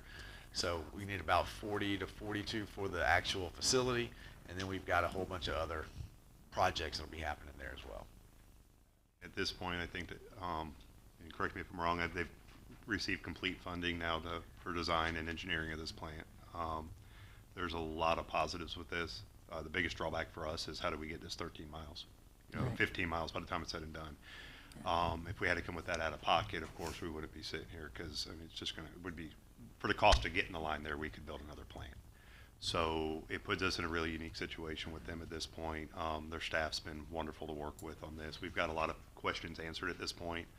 Right now it is just us and Archer and Newberry into this endeavor, and I think it would be foolish if we did not at least explore this option to see where we can fit in and how we can make this work. And Mr. Mayor, if I could, to that point, DEP has agreed to pay for the line from Archer to Newberry. So after this, depending on how you guys vote tonight, my next call will be to Senator Perry and Representative Clemens and say High Springs is really interested in this. They voted tonight.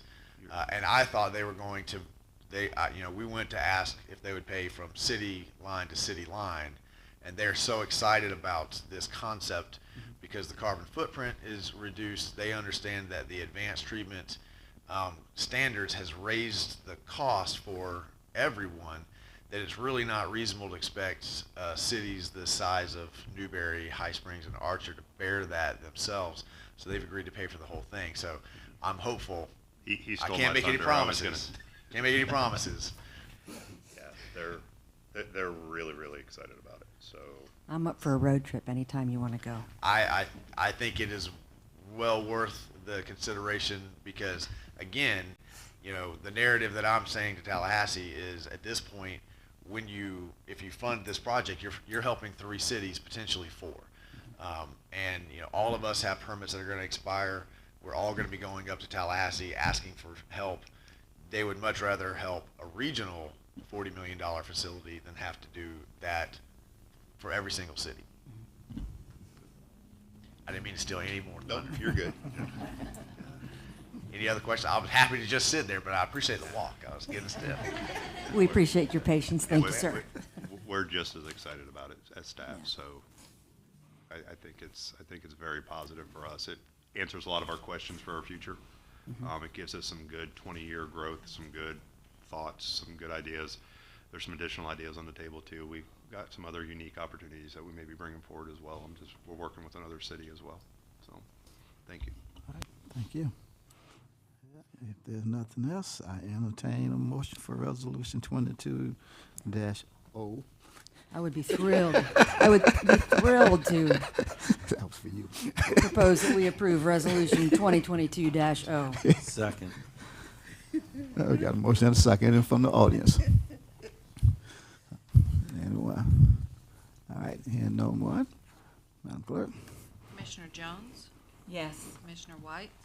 Yes. Mayor Williams? Yes. Vice Mayor James? Yes. Commissioner Ambrose? Yes. All right, motion carries. All right, moving on to item number 4. Discuss and consider act of declaring police K-9 as surplus. Chief Shepherd. Mr. Mayor and Commission, this is a request to surplus one of our canines. Traditionally, we usually retire them, and then they go to the handler who has the responsibility and liability therein. In this particular case, this canine is being retired just a little bit early, and we've taken into effect of the value of the dog where the handler will be responsible for some financial burden prorated to him. And the second point on this is we've been retooling all our dogs like law enforcement, most law enforcement agencies, because of the restriction with narcotic detection for cannabis. So most agencies are looking futuristic and getting dogs that do not detect cannabis because of medical related laws. So that's where we're at. Thank you. Any questions? I feel sorry for this dog when it said surplus. No, they're not gonna put him down. Yeah, I know it, but I had to go back and look at it again. Yeah, we're just following city policies. It's no different than a vehicle. You're gonna be in good property, hands. So. Yeah. We fully support Chief Shepherd in this. It's this particular canine's unique in the fact that if we can't rehandler this dog, it needs to stay with that individual. We support that, and who knows, like he said, in November this could completely change on our dog program anyhow and have to look at that, so depending on how the vote goes. So this is just getting us there a little bit early. Okay. Commissioners? Yes, sir. I move we declare bricks surplus to Officer John Freaky. I second. She don't want to give him up. Okay, we got a motion and a second. Anyone from the audience, comments or questions? Anyone from the audience? All right, no one's rising. All in favor, let me know by saying aye. Aye. All opposed, same sign. Motion carries. Thank you much. You're welcome. All right, discuss and consider hiring an additional attorney. Thank you, Mr. Mayor. I've attached a letter or memorandum that I wrote regarding issues that I've continued to have with our attorney. Our response time to staff for ongoing work is slow to non-existent. Issues are stacking up, therefore the city cannot proceed unless they proceed with writing ordinances, et cetera, themselves. Mr. Walker was not prepared for the Bridlewood presentation July 14th commission meeting. As he said, this was just a presentation, but this had been in the works for over a year, and there were many questions by commissioners and citizens. We commissioners needed information when questioned by citizens outside of the meetings. There is continued disagreement as to the rights of artists and citizens of High Springs. Mr. Walker spends a great deal of time explaining the Constitution to us, but we all know that the Constitution can be interpreted differently by many attorneys. We are well-versed on content neutral and someone's right to express themselves artistically. The city cannot impose rules such as how many mural applications can be submitted at one time. In fact, we have few rights as citizens. Mr. Walker's firm has had a lot of turnover. A new attorney who has not yet passed the bar was introduced to us at the last meeting. I believe we need an attorney with more experience. Our staff does not have time to train new attorneys, and it is not my intent to discredit her in any way. Mr. Walker has recently been hired by the City of Lake City along with another attorney from a different firm. I would like to pursue this same type of representation.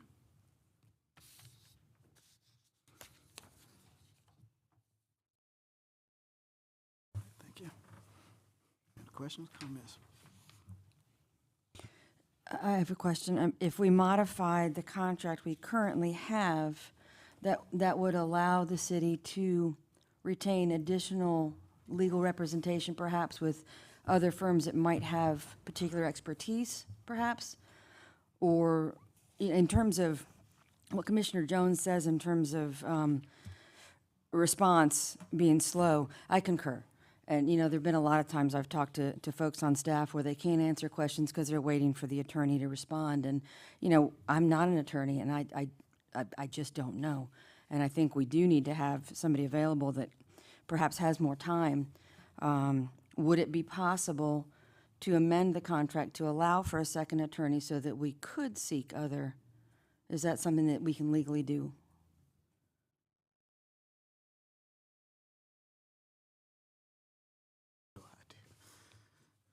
How does it, I mean, the attorney's position is a charter officer position.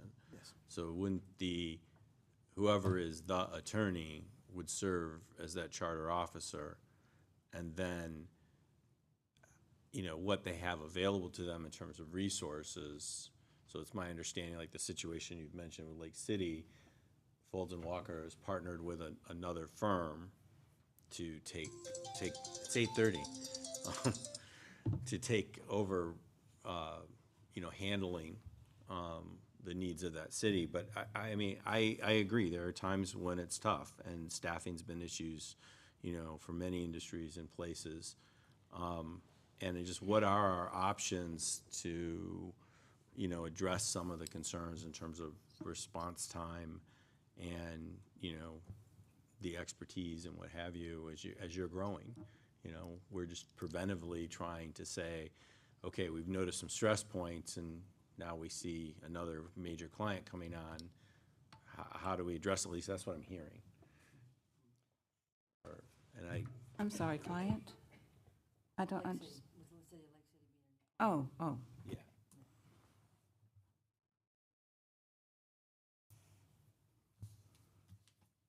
So, Mr. Walker, you're the one with the legal expertise here to answer questions about yourself. Well, Mr. Mayor, I'm happy to respond if you'd like me to at this time. We look at this sort of thing as constructive criticism as we go through the process. My partners in the audience, Allison Folds, who's been practicing law, I think 55 years now, if I'm not mistaken. And he took me to city commission meetings, Newberry and Alachua, back when I first started. And that's how you learn how to be a city attorney. And so our intent is to bring Kirsten Ballou along. She's been practicing now with us for a year, but she's been with us a lot longer than that. She was a clerk with us for a number of years, and now an attorney with us for a year, and has had a lot of experience in this arena. She needs additional experience. The best way to do that is to bring younger lawyers with us. I anticipate doing the same thing with Danielle Adams when she passes the bar on September 19th. Hope you'll see her here, and hope you'll see her on the video at times when she can't be here in person. But that's the anticipation, and I think from what you've seen since Andrea left, Andrea was with us a number of years, Rich was with us a number of years. They both started off, and we had to teach them how to practice law, at least in this specialty area, as a city attorney. And they didn't do it by themselves for some period of time until they were ready to do that. But I think what you've seen since the period of time that they've left our law firm, I've been here every meeting. I've been here at every planning and zoning board meeting. And to address the contact areas and how we respond, we did look since January of this year at our records, and we've worked over 70 projects for the city. So to say that we're not doing anything, I think, is a misnomer. We also have 5 different special projects that we're working on for the city. So there is a lot going on. There's a lot that will be going on here in High Springs, and a lot that we're doing. So I believe we have the manpower to staff up for this sort of thing, and we have the manpower necessary to do the work right now. Danielle will be an important part of that, no question about it, but unless there's some drastic situation, she would not be here by herself for some period of time. Ms. Ballou has gotten a lot of experience over the last part of the year, but I also think, or would not anticipate, that she would be here on her own at any point in the near future, here in High Springs at least. Now, one of the things that we've implemented in our firm to address the contact points, we sent out an email today as a reminder. One of the things that we do is we like to have a number of staff people receive the contact when it comes, mostly it comes by email. And what we don't want to do is have one person receive it. We like to have the attorney staff receive that. So what we've implemented and asked your staff and commissioners if they wish to contact us is we have an email which is highsprings@foldswalker.com, and then all you got to do is hit highsprings@foldswalker.com, and it internally populates to the city attorneys on staff and as well as our legal assistants.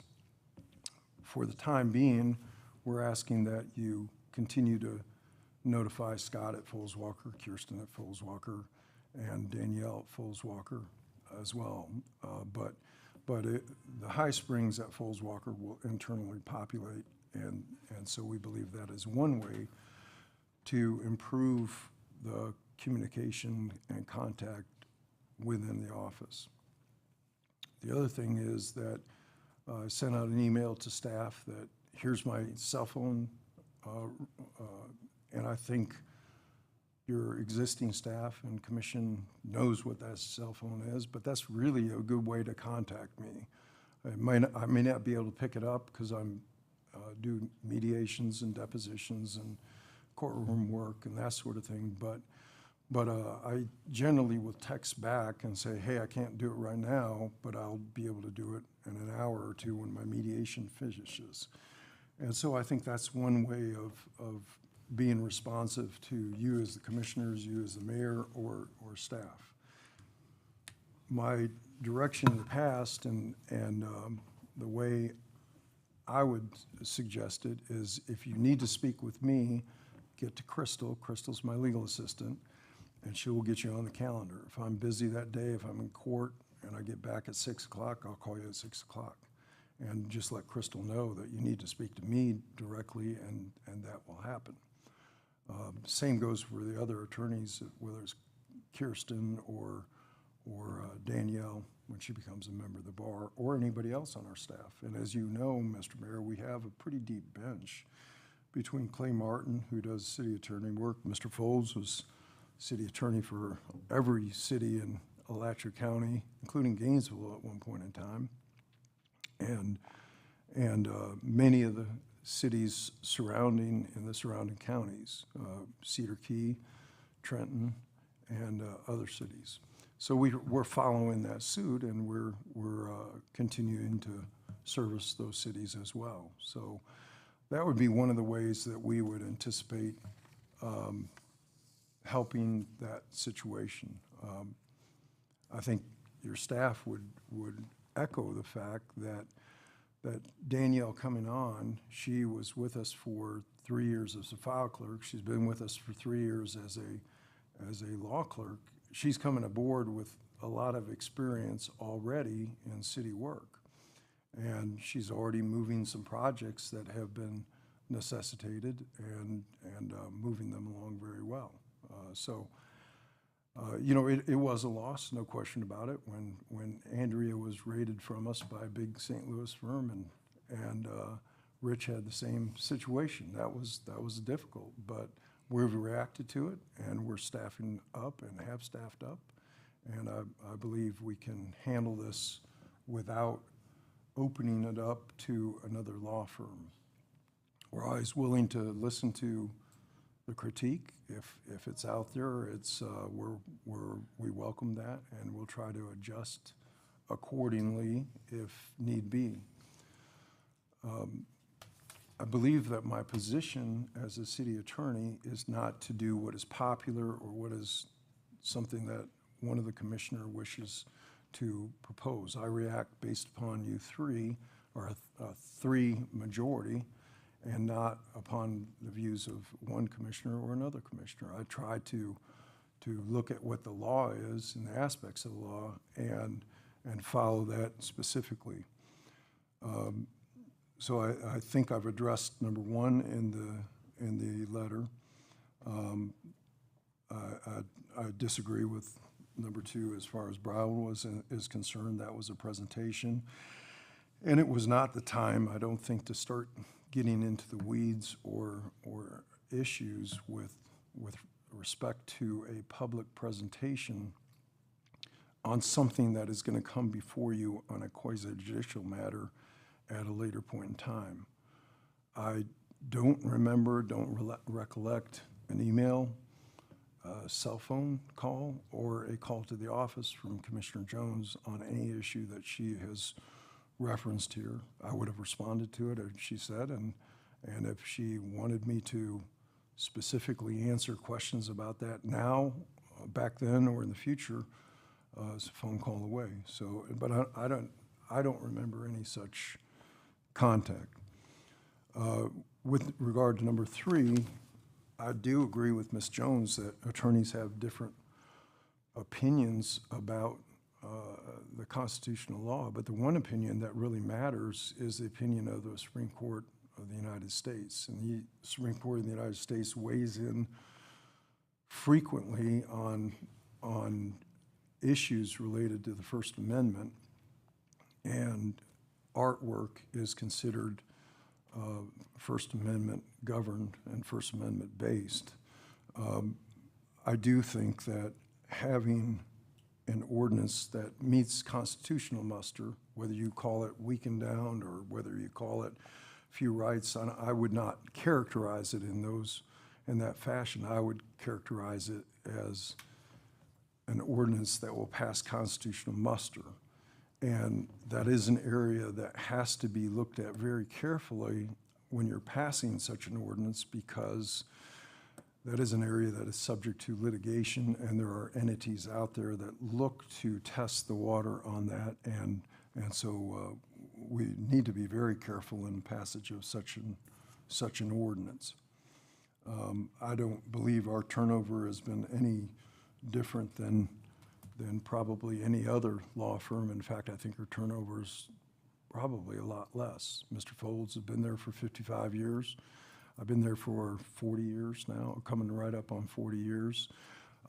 Staff members have been there. We just celebrated one of our legal assistants' 22nd anniversary with us. Our bookkeeper just retired a few years ago, and she'd been with us 42 years. So I don't believe that her number 4 point is on base either.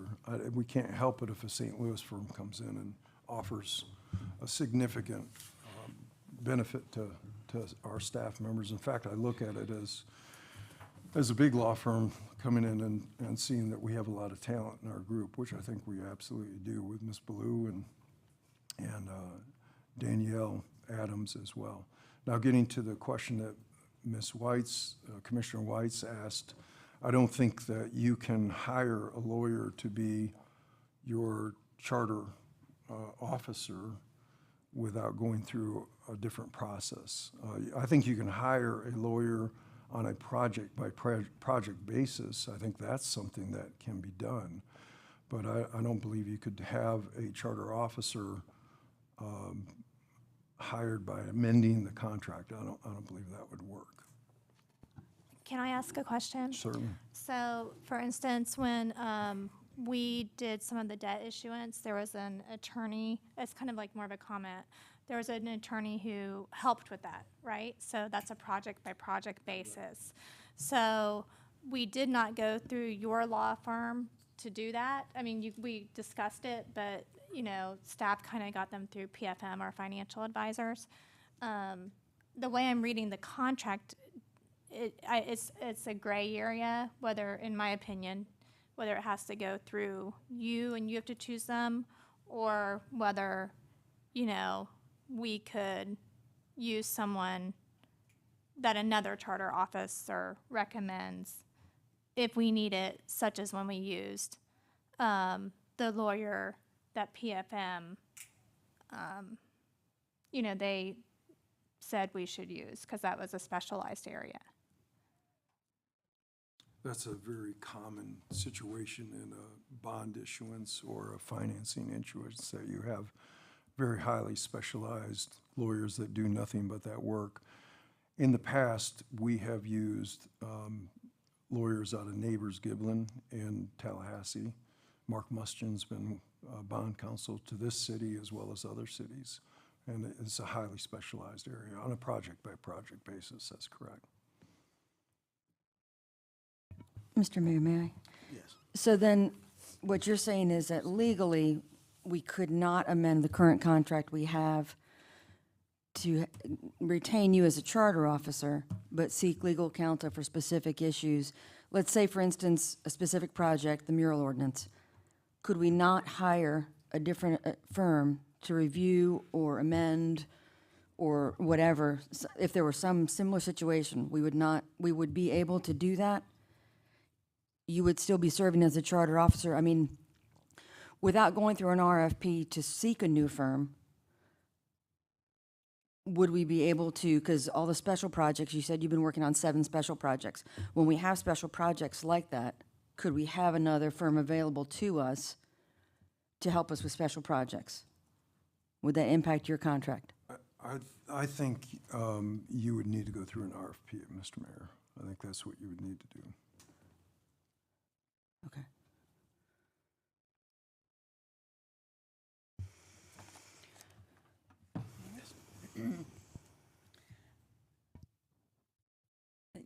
You're working on 70 projects, have since the first of the year, and how many special projects?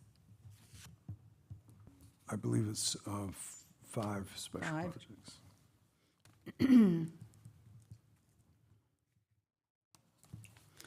And in your opinion, you have responded, and I'll respond to the other one, you have responded to every one of those appropriately. Staff has not been waiting for any information. They haven't been at a standstill. They haven't told commissioners that, well, we're waiting on the attorney.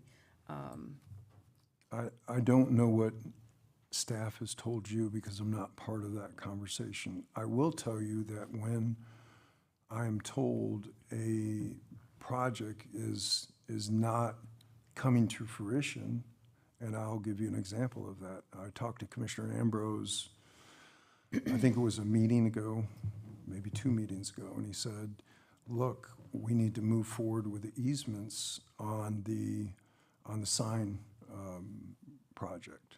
And I said, I'll check into it. I'll find out where we're at with that.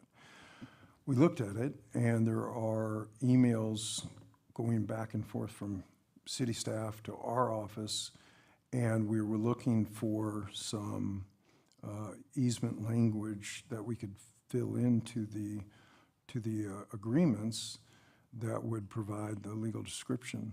That, over the last week and a half, has been discussed with Bruce and discussed with David. And we received the easements back from the surveyor. We received the legal descriptions back from the surveyors. Now, critiquing ourselves, should we have moved that along? And there was emails from us to city staff saying, hey, we need the legal descriptions. And then and it didn't go forward. Could we have done a better job and follow up on that? I would self-critique us and say, yeah. I mean, I think that's an area that we can do perhaps a little better on. But I wouldn't put that, using that as an example, shoulder only on legal. I don't think that would be a fair critique either. I do feel like that was kind of shoved on staff as something that we held up, and I know the legal descriptions were an issue, but there were several emails that I remember asking the process, and I remember having to push your way too. So it did go both ways, so it wasn't just you failing to push us. There were other aspects of that as well. Thank you. And I'll be glad to just, excuse me, to address why you've not received any calls or questions or emails or whatever on my part.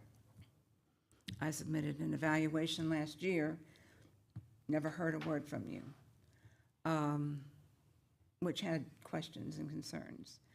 I listened to your responses here at the commission meetings, so I know what I will get if I call you, email you, otherwise. So there's really no reason for me to contact you for that. You're very, very eloquent in your speech. Thank you.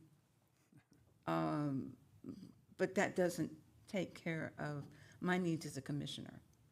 So that's why you've not received anything from me, because I just don't think it does any good for me to question or make concerns, anything like that.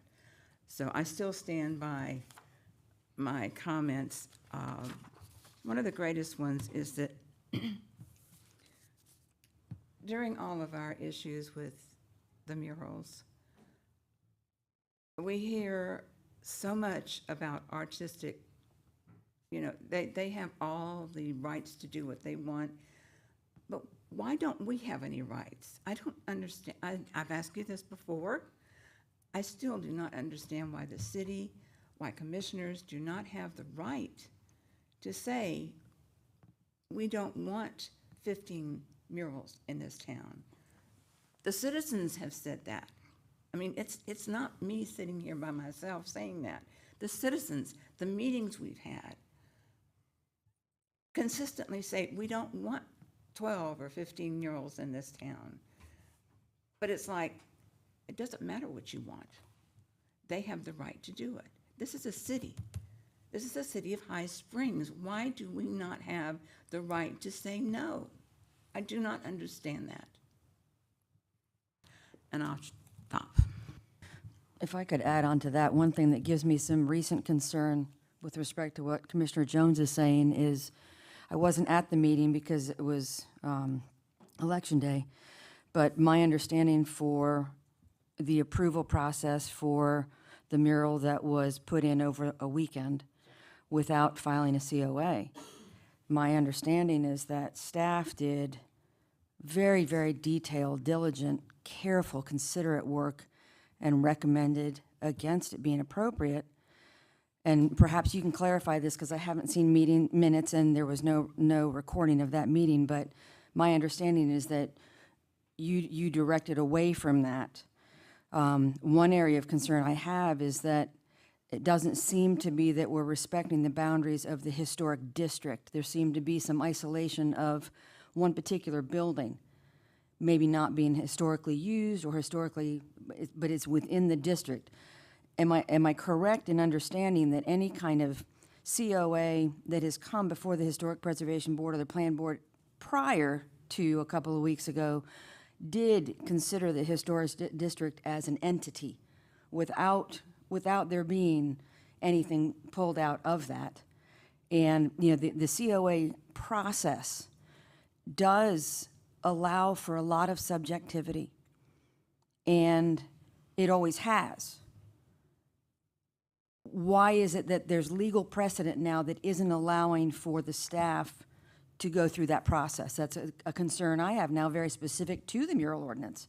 I thought that the historic district was going to be kind of a set aside and would have extra, you know, levels of review prior to any kind of installation. I have concern about that being the case now, if legally now it seems like we're reinterpreting that. Do I understand that correctly, or please correct me if I'm wrong? I think what Catherine's referring to is the write-up that Christy did that you read, and where in the write-up it was, you know, staff recommended denial based on the criteria we discussed. And then at the meeting, just to clarify, staff did not talk, so we did not recommend denial at the meeting.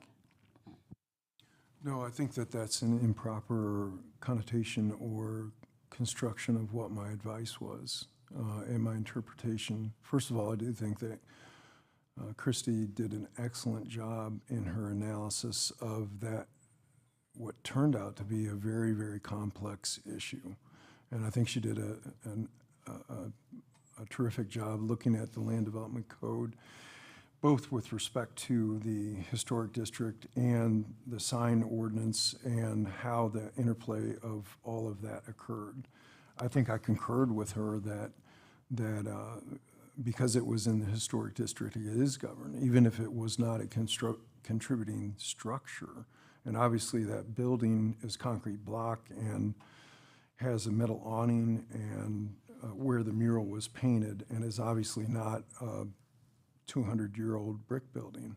So it would not be considered, I don't think, a contributing structure to the historic district. However, it is in the historic district, and it did require, in my opinion, a certificate of appropriateness. So I don't think the legal opinion was setting the precedence that we are setting aside certain areas in the historic district that are exempt from the applicability of the Historic Preservation Ordinance and the LDCs of the city. Not at all. Now, in the end, the applicant agreed to remove the signage portion of the mural. I don't know if that's happened yet or not, but that was what the applicant agreed to do, and the measure was passed subject to that removal of that signage, which I believe on that basis took it outside of the sign ordinance, and then it became strictly a mural ordinance. Your panel discussion at that point was, okay, then we have to look at perhaps colors, applicability, and that sort of thing, and should we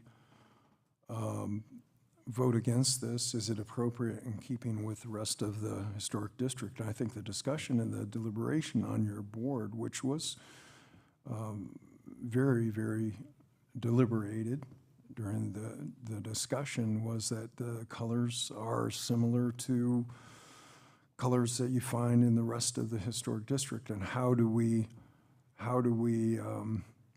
deny it on that basis? So I think that was more in keeping with the discussion of what went on at the board level.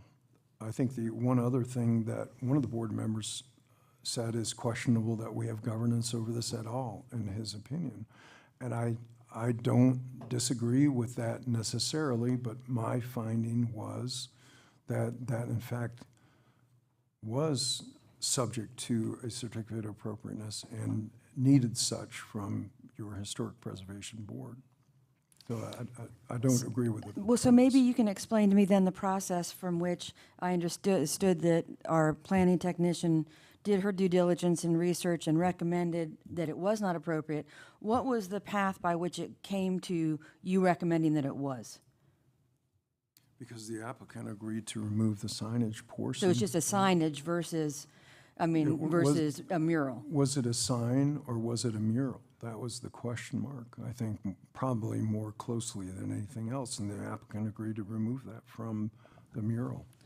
And then if I can interject, and then on the colors have been something that we always, when they paint, we bring that up. And I think, and correct me if I'm wrong, since the Goggle Girl had bright colors, then it was okay. I think that was the determination of the plan board. It wasn't looking at the district as a whole. It was the Goggle Girl is right there with the bright colors. But let me speak, Mr. Mayor, to the premise of this discussion, okay? Yeah. This is a discussion of the expertise that our law firm has, our experience, and who's at that meeting? It's me. I've got close to 40 years' experience. So I'm not abandoning High Springs as far as continuing to help represent you, and I plan to do that. And Commissioner Jones, I appreciate you saying I'm eloquent, but if you call me, I will take note of whatever your critique is or whatever your issue is, and I will try to always guide the actions that you have or the decisions that you make for the best interests of the city. So my job is not to look at what the political view is, or if you have a handful of citizens that are upset about, I know you're getting upset with what I'm saying, and if you have a handful, if you have 100 people that are upset with something that's going on in City Hall, That is your prerogative from a political standpoint. But that's not my job. My job is to look at what the law is, using the mural ordinance as an example to try to keep that ordinance within the bounds of what I think could be tested by the First Amendment Society or whatever entity may want to bring an action against the city of High Springs. That is my job. But if you critique me, like you have in this letter, or critique our law firm, as you have in this letter, we try to do things, i.e. implementing High Springs at Foles Walker, so we can internally populate that. It can get to staff, it can get to the attorneys, and then we can say, okay, you have responsibility for this. You know, I'm a firm believer in identifying somebody that has responsibility for a project and then seeing it to conclusion. And if it means us talking to a commissioner and saying, hey, where's this project at? Our manager coming in and saying, where are we at on these things? Then we need to do that. And I construe that as constructive criticism, whether it's coming from you, Mr. Mayor, or Commissioner Jones, or any of the other commissioners. And it's an open door on this end. I understand Commissioner Jones saying it's a waste of time, is the way I understood her to be indicating that, but I don't view it as a waste of time. And her critique or her statements this evening in the agenda, I take to heart, and I'm going to try to react to them and try to do things better, differently, and listen to what she says. Mayor, in regard to the decision that was made that the building, referring to the building with the mural, is not 200 years old. So anything in the CRA district that is not, in most cases, would be considered a historical building, would not fall into the same class. Is that what you're saying? In other words, no, you're missing my point. Number one, it's not the CRA district, it's the historic district. the historic, I beg your Right. pardon. No, that's not what I'm saying at all. I think you missed the point I completely. did, evidently. That's why I'm asking. And I said that it did fall within that. It is a structure that is governed by the historic district, Right. and that it would need a certificate of appropriateness. So it's exactly opposite of what you just said. So you didn't say that because it was not 200 years old and had a roof and a concrete, that it's not the same as a historical building, that's why that was more appropriate. Then maybe it wouldn't be appropriate to another building that maybe is a historical building. It is is what I'm not, asking. it is clearly not a contributing structure in the historic district. Thank you. Clearly. But the inquiry does not end there, in my opinion.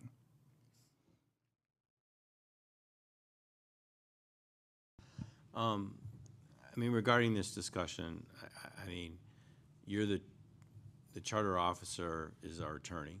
And so, you know, anytime we bring in another attorney, I would think it would have to be with the blessing of the charter officer who holds the authority as the attorney. But, you know, going forward, I would just like to say any opportunity we have to establish some real clear timelines, so we have expectations, would be really useful. The budget for attorney services has been pretty consistent, and yet our demands are increasing.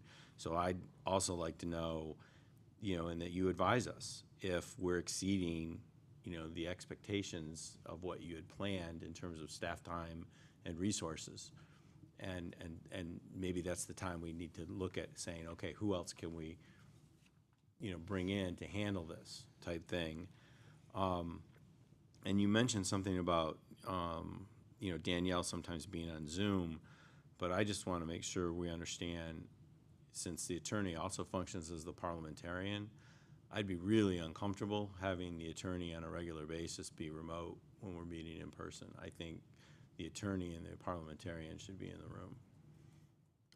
I completely agree with that, Mr. Mayor, in the sense that you have to be here as the city attorney.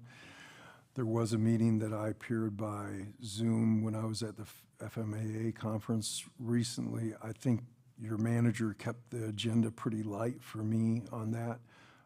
So that was one instance where I was out of town learning about municipal law.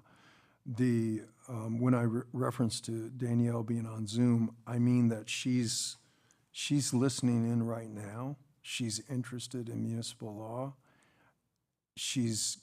Her education is going to be based upon hearing how I handle this, just like I listened to how Mr. Folds handled years of doing this same thing. I think I went to 5 years worth of city commission meetings before he let me have the controls and be by myself to one of the city commission meetings. Now, maybe Danielle will be a little quicker than I was, a little quicker study, I don't know. But when I speak of her being on Zoom, with Zoom technology, it's that she's picking up on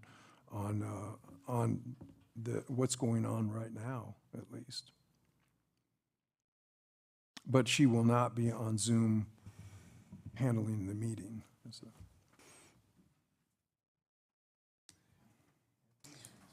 So in terms of proceeding, I concur with Commissioner Jones, and I don't have any intention to, by any means, defame anybody. I have examples of times where I felt that I have not been responded to either, and concerns with how some things have been handled. So are you saying that we do not have the ability to amend your contract to allow for alternate service to be provided if we felt that was necessary? I think that there's ways to do it. I don't think you can just amend the contract. I don't think that would work. Okay. Then I maintain, as I did before in another meeting, that I think that probably in the best interest of the city would be to issue an RFP to see what other opportunities we might have.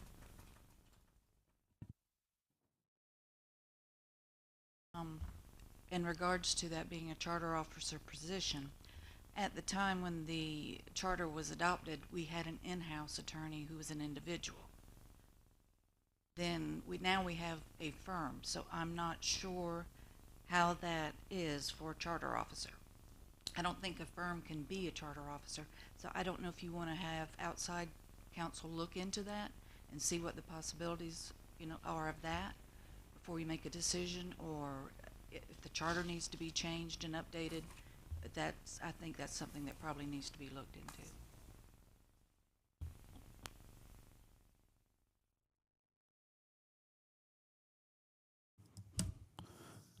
Okay, thank you.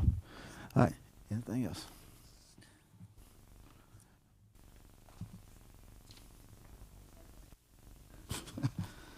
All right, so everybody spoke their piece. All right, I hope everybody clear understanding on their questions. Anything else on this matter? So are we going to table this? Or what's the appropriate way to move forward? I mean, I hear Mr. Walker's ideas for improving service, and I appreciate him so much for doing that. But this is an issue that's come before the commission for a second time here in fairly short order. There are reasons for that, and I think we need to really, like Commissioner Ambrose said, if establishing timelines for responding to requests is a constructive way to perhaps increase the level of service we're getting. My biggest concern is the lack of support from staff or for staff, because they're waiting and waiting. So I think that maybe those timelines should be worked with Ashley and with other staff members for what kind of level of service they're not getting. Perhaps they could be more specific. Not answering a commissioner's email is not answering an email. I don't know what else to say about that, but I would still be in favor of opening up, maybe asking outside counsel what we could do in terms of the definition of the charter officer and what we might be able to do. So I guess that would be my motion, is to perhaps research what our options are.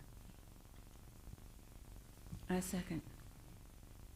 In particularly because of what Jenny just said, that the charter was written when we had an in-house attorney.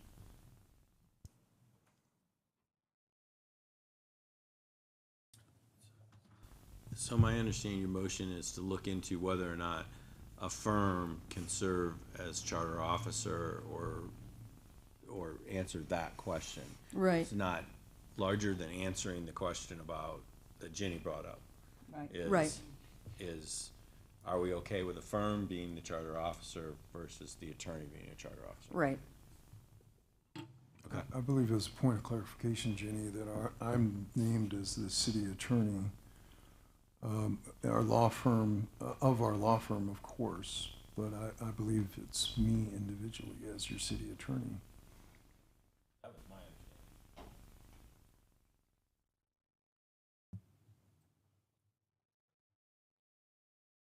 Jenny, do you think that reads differently, or? I believe the contract is with the firm, not the individual. Okay. So do we even need a motion just to ask for clarification on that? No, we can bring it Well, back. it's, the contract is definitely with our law firm, because I work for a law firm, but I am the city attorney of the city of High Springs. The contract runs with our law firm, clearly. I mean, you get all the benefits of our law firm, which is a number of attorneys and all of the protections that we provide. I think our insurance is at $2 million. There's a number of things that you get. But if you win the lotto tonight and go to Bermuda, do we lose our city attorney, or does Folds and Walker continue to fulfill the contract? In which case, I mean, because you just said you're the attorney, but it's with you, that comes with the firm. But if the contract is with Folds and Walker, and you're the named person, then if you leave Folds and Walker, I mean, obviously you're a named partner, but then, you know, would your partner take over as our city attorney based on the contract? I believe one of our attorneys could be designated as the city attorney with the law firm. I think that would be acceptable without putting it out for RFP. I think that would be within the realm of possibility. But bringing in a separate lawyer or a separate law firm to somehow partner with us, I think is going to require an RFP. That's my assessment. Mr. Mayor, if I could ask a question. So when Andrea was still here before they stole her from you, were you still the charter officer, or was it her? It was me.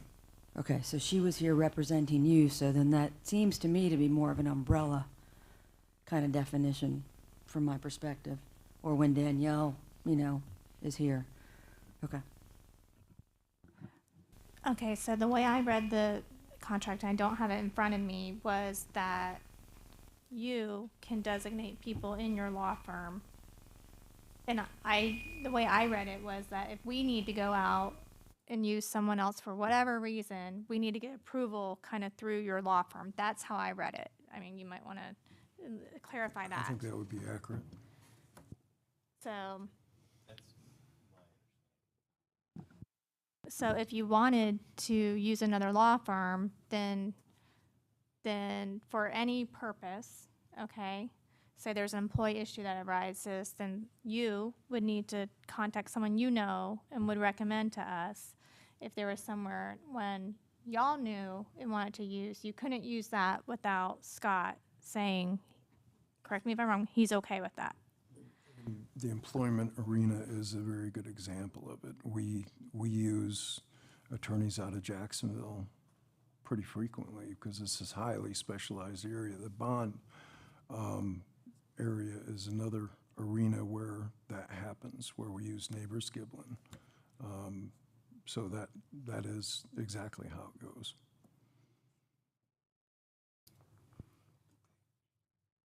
So would one way to do this is if there was a law firm y'all wanted to use for any purpose, then y'all would request that through the city attorney, and then you would determine whether you are okay with them using it. Okay, is that correct? If there was someone that you didn't already use.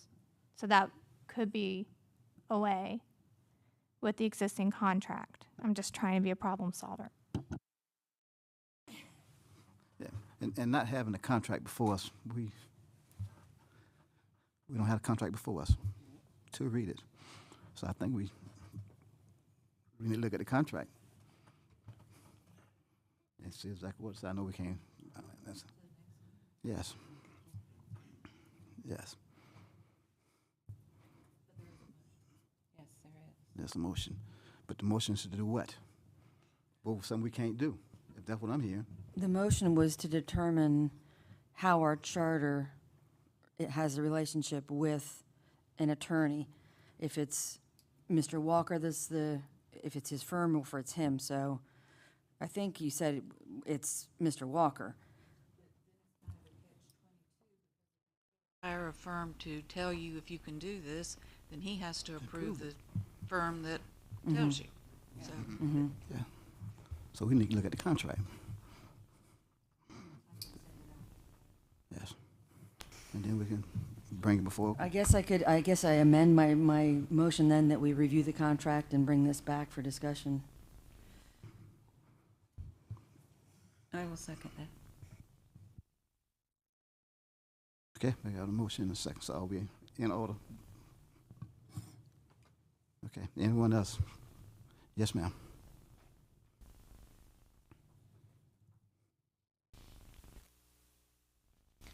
My name's Janet Evans. Less than 2 years ago, I ran for city commissioner. I was supported by about 1,000 constituents in our city. I still have contact with a number of them. I feel comfortable coming and speaking to our group on behalf of them.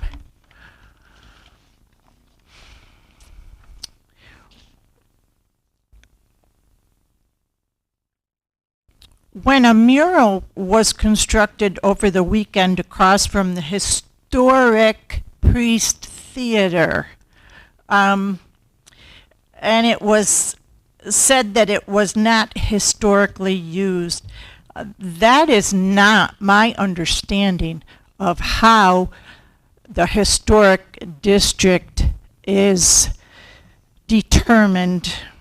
It's very disconcerting to hear that what had been previously approved as the course of action was subjectively overruled. I feel that anybody who's watched courtroom drama knows that you have a case and you've got a different side presented by each of the attorneys. I feel that our current city attorney seems to be out of step with the people, many people in our city, our community, who do not want numerous murals, whether they're a work of art. I mean, all that's subjective. Yes, I'm not trying to cut you off, but we're not here to talk about a mural tonight. We're talking about her request. Sure. I feel that our city attorney has, we have lost confidence in his neutrality and the appearance of impropriety. Thank you, ma'am. Okay, we have a motion on the floor. Anybody want to speak on the motion on the floor? All right, seeing none, all in favor, let me know by saying aye. Aye. All opposed, same sign. Okay, motion carries. All right, city attorney's report and updates. Mr. Mayor, we'll have our annual ethics training at the law firm, and that'll be on December 14th. You all are welcome to be there, and we should have something to eat for you. It's a 4-hour requirement that you have to go through as an elected official. We invite your planning and zoning board members. We invite you as mayor and the commissioners to be there. Hopefully, there'll be some time where you can talk to some of the other commissioners and mayors in the other cities, and hopefully that'll be something that is informative for you and also a little bit enjoyable. So happy for you all to be there, but that'll be December 14th. I think last year we recorded it, Danielle, so that they could watch it if they couldn't make the meeting. So we'll try to do that again if at all possible. I said Danielle, I meant Kirsten, sorry. We are suggesting October 13th as a quasi-judicial workshop here. But that is one of your meeting nights, I believe. So if your planning and zoning board or any of your other boards wish to be there, and you as the commission would like to have a presentation on a quasi-judicial workshop, we're setting that time up to do that as what happens at a quasi-judicial proceeding and how that is different than a legislative hearing. And we're available to do that at that time. The other thing I'll just touch on real quick, Danielle is working on exactly what Commissioner Ambrose suggested. I didn't know that it was appropriate, but I heard his comment on it, appropriate to comment on that time, but she's trying to work out a system where things come into our office, it goes on a spreadsheet, and then it's assigned on the spreadsheet. It's shared with Ashley and your department heads so that there can be that accountability that we're talking about. And we can touch on the timeliness. So we'll have it when it came in and when it comes off the list, when the project is done. And I think our city is going to get nothing but busier. We're seeing a lot of that right now. So we've got to adjust and figure out a way to be able to handle that and give some responsiveness to both commissioners and your manager. And that's one of the tasks that she's working on right now. And my hope is that we can report back perhaps at the next commission meeting on the system that we propose. And of course, we wouldn't report on that unless your manager's office says, yes, that's a pretty good system, that'll work. And if it does, then we'll have a process that we'll undertake to make that happen. So that hopefully, again, we're listening to what you're saying and we're trying to adjust accordingly and react and hopefully get a review from all of you that says, hey, they listened to us and the city attorney's office is entitled to better marks. So that's what we're working for. With that, Mr. Mayor, that's all I had. Sir. Yes, sir. All right. Madam City Manager?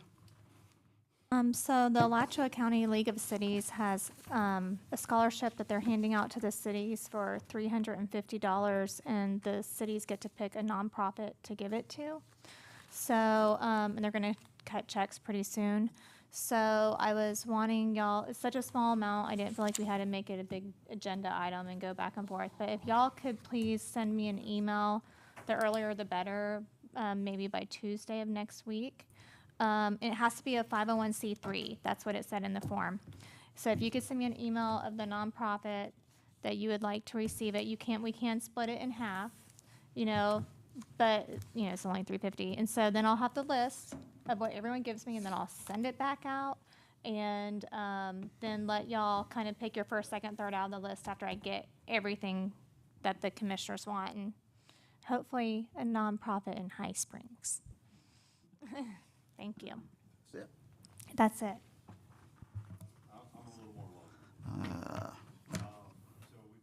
By Alachua County on the issue with the Priest Theater. So I'm bringing this to the commission just to kind of get some head bobs here, have some further discussion on this to see if it's something we're interested in.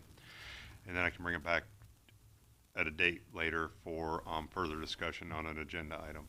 So the county has approached us, see if we'd be interested in splitting the cost on purchasing the Priest and look at stabling that building, along with some other things that they would be willing to do some cost sharing with us on. And then as a group effort between the city and the county, look at a long-term planning, looking at doing some historical preservation grants for that building and trying to come up with some ideas. So we have approached the owner of the building and asked him to hold on tearing it down so I could get some general feedback from the commission. That's why I'm bringing this up tonight. Details were just worked out in more detail with the county manager yesterday. She's going to bring it to the county commission and her comments on Tuesday, kind of get their feedback, come up with a game plan, and then bring it back to our respective commissions and kind of go from there. So the thought is initially kind of a three-phase approach here. Buy the building, then go through the stabilization process to keep it from falling down, we have some dollar amounts on that. And then once we get the building stabilized, then look at going out to quotes to replacing the roof and the truss system and then making it whole at that point. Then once we get to that point, going out, looking at grants, looking at some different options, maybe put the building back on the market, try to sell it, whatever our flavors are, keep it as a historical landmark or some things along those lines. So it's a lot of discussion going back and forth right now, just kind of see what the commission felt on that, get some feedback from y'all during our comments, just to say, hey, yeah, keep looking into it, let's go, or we can tell the county manager next week, hey, we're kind of not into that, and let's see what happens. And I'm not trying to get into politics or anything, but keep in mind the renovations are 1.5 million. And so, if anyone wants to encourage people that, the more the county can contribute, the better. That would, make the deal better for y'all possibly. I want to clarify that 1.5 million, that doesn't touch buying the building, that doesn't touch stabilizing, that doesn't touch the roof. Would be what it would take to bring it to current code, which is going to be required once we start digging into this. So, one, is it my understanding that correct that technically and officially that building has been It is condemned. It is condemned. Given its current condition? Correct.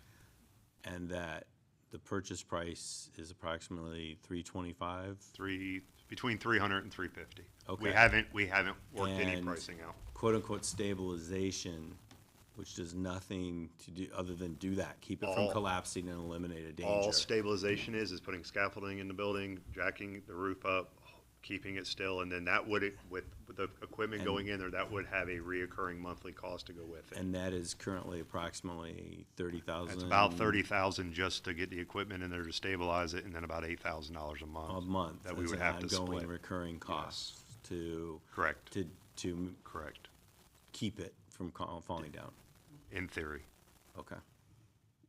And then 1.5 million to renovate it. You're not, At the no, low and end. you're at another, and then you've got somewhere between 300 and 500,000 just to replace Yeah, the roof. because, I mean, that Then 1.5 million was on top of before that. we knew the condition of the trusses that were holding up the roof. And that didn't include, if you want to, that's just getting it ADA accessible and that type of thing. But if you want to start, getting into the flooring, the aesthetically pleasing things, that's going to be more. Yeah, I am. And what are you going to tell people who are crying about roads right now?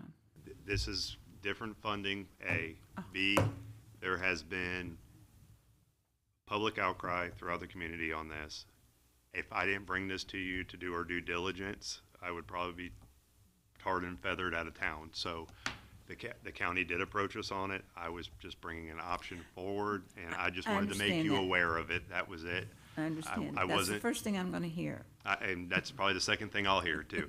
And I'm not looking for a definitive yes, hey, let's do this. All I'm looking is, do I have a group consensus for the most part? Yeah, explore it. Let's look at it further. If not, then we can just tell them, hey, we're not willing to put our names in the hat at all. Can I ask what the funding source would be for this? It'd probably fall under wild spaces. Okay. And or some CRA too. Yeah. Okay. But that would be where we would look at to start with. That's where the county would get their funding from, would be on the wild spaces side. I would like Got a y'all to nervous keep in tick over mind. there. Do what? He's got a nervous tick over there. Oh, I know. Yeah. I know. Listen, I would be a fool to sit up here and tell you I think this is a great purchase for the simple fact that we know the amount of work. Like we just said, you're looking at somewhere between $350 for the building. You're looking at another $30,000 just to get the equipment in there, another $8,000 a month. Then to do the roof, you're looking at somewhere between 3 to 5. Then you've got the other issue to get it to where it needs to be, another 1.5 million, if not 2 million by the time it's on top of what we already spent.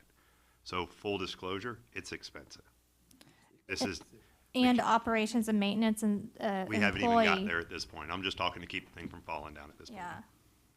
You know, and then you're looking at probably 100,000 a year to keep the thing, to have a good plan together to keep this thing rolling, to keep it up and going and things along those lines. So there's a lot of moving parts to this. And it's a very emotional It is. issue. I get And we it. don't have the funding to do it. Right. We've already established that, we know that, but if they're willing to partner with us and work on some stuff, maybe, just maybe. But if we kind of dismiss it and send it on the road, at least we can say we tried at this point. If, you know, with them out there, and like you said, it's an emotional hot topic. We know we have road issues, we know we have other issues that need to be addressed, but this is out of a different funding source at this point. And like Bruce said, you know, it'd probably be CRA/wild spacious/county/private donations. But keep in mind that, you know, we are going to start the Parks Master Planning process. And through that process, we'll be identifying capital projects for wild spaces and future needs. So that needs to be considered. If we take money to do this, it's taking away from something else. And I'm not trying to be the bad guy. But, you know, but again, hey, if the county's going to pony up and they're going to make it so it's affordable and it's something that would be wonderful for the community, I just think it depends on the deal that they're going to offer. I don't mind seeing what the county commission says and what kind of pockets they have on this and let know, but I can't see a vote to actually expend city funds unless we knew an end game. Like, how are we either going to utilize that property with a public purpose that everyone can rally behind, or are we going to use public funds to make it saleable and move it onto a private entity and take a loss but keep a memory? You know, or what is the end game, I think, is really important with whatever comes back to us. Yeah, and I don't think there's really an end game at this point. It's just kind of like, do we even want to start the game? And I mean, and that's, if we're willing to start the game, then we got to figure out what the end game's going to be at that point as well. If we don't even want to play, then we just need to say, okay, we're not going to play. We don't necessarily have an unlimited amount of time, given No, we the don't. condition of the building. We probably have, we only have a couple weeks, because if I'm not mistaken, they're looking at starting to move forward towards the end of the year, so it's not going to be much longer. Who's moving forward in the tear down? Yeah, from my understanding. Now, that could change, but that's my understanding of what will happen to the property, just due to the cost. So I just kind of wanted to get some feedback and see what we would like to do, if you'd like staff just to continue the conversation and see where it falls out, and come back on the 19th during comments and kind of give you an idea of what we're looking at. We can do that if you don't want us to really put forth any more time, and just see what the county says on Tuesday and kind of report back on that and say, this is kind of what they're thinking, and we can go from there. We didn't approach this. This did not come from our staff. This came from county commissioner, and then the county manager and deputy county manager spoke with us yesterday in reference to this project as well. Yes, I'm in favor of finding out what the county is willing to do before saying no, or, you know, moving forward with anything formal. It is a treasure, I get it. Ain't no harm in exploring to see what they got to offer. Exactly. See how deep their pockets are in terms of this project. Yeah, let's look. I It mean, won't hurt. Who knows?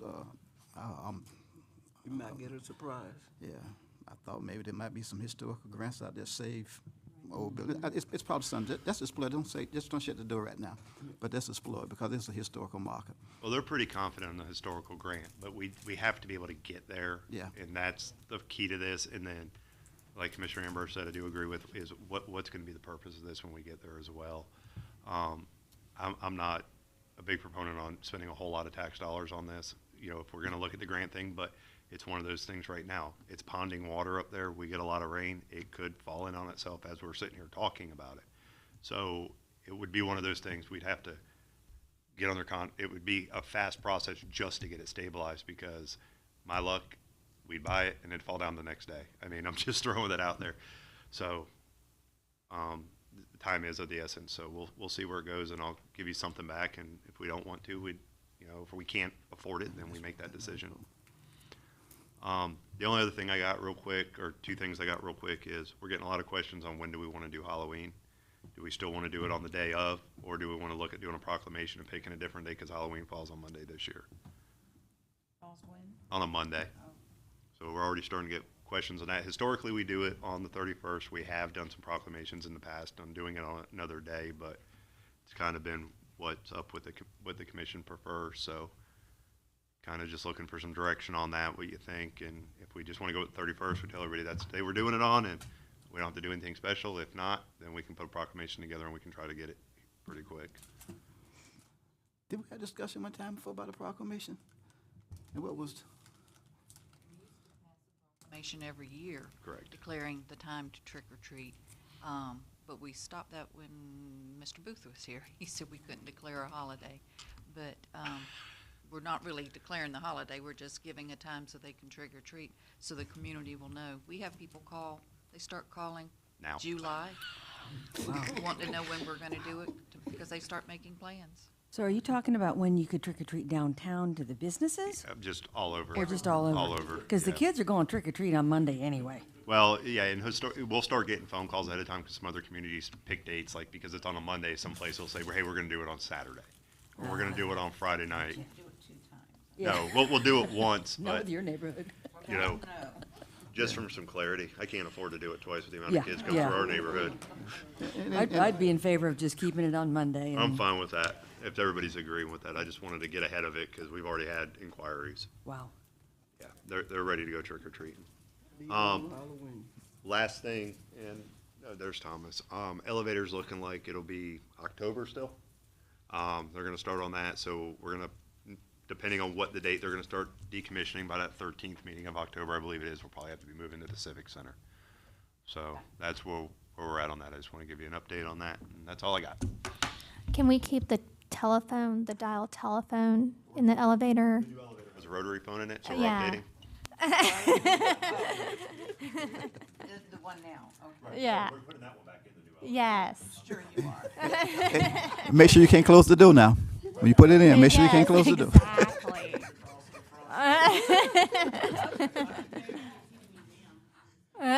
That's a good idea. All right, that it? I don't have much. I just wanted to thank Chief Shepherd and Ashley and Jenny for putting that together for Zach today. He's a really special kid, and something that nobody's going to tell you is that his Eagle project was to clear out the outdoor classroom from Urbane that hadn't been used for COVID, and he worked so hard that he doubled the size that they had and found an old untended cemetery and had his entire crew clean up the cemetery too. And that'll never be anywhere, but I mean, that kid lives in our town, and that's pretty cool. I have nothing other than God bless the Queen. I have nothing. Boy, I can't let y'all go home like that. No, I'm just kidding. Mr. Thomas, I just want to tell you, I have gotten so many high remarks on you. You're doing a wonderful job, and they say you know how to talk to people. So I just want to let you know personally that we appreciate what you're doing for the city of High Springs. I really do appreciate that. And hear that, I mean, people saying some wonderful things about you around town. So that's what I was about to say. Keep up the good work. If you're having a problem with Bruce, let me know. All right? All right, if there's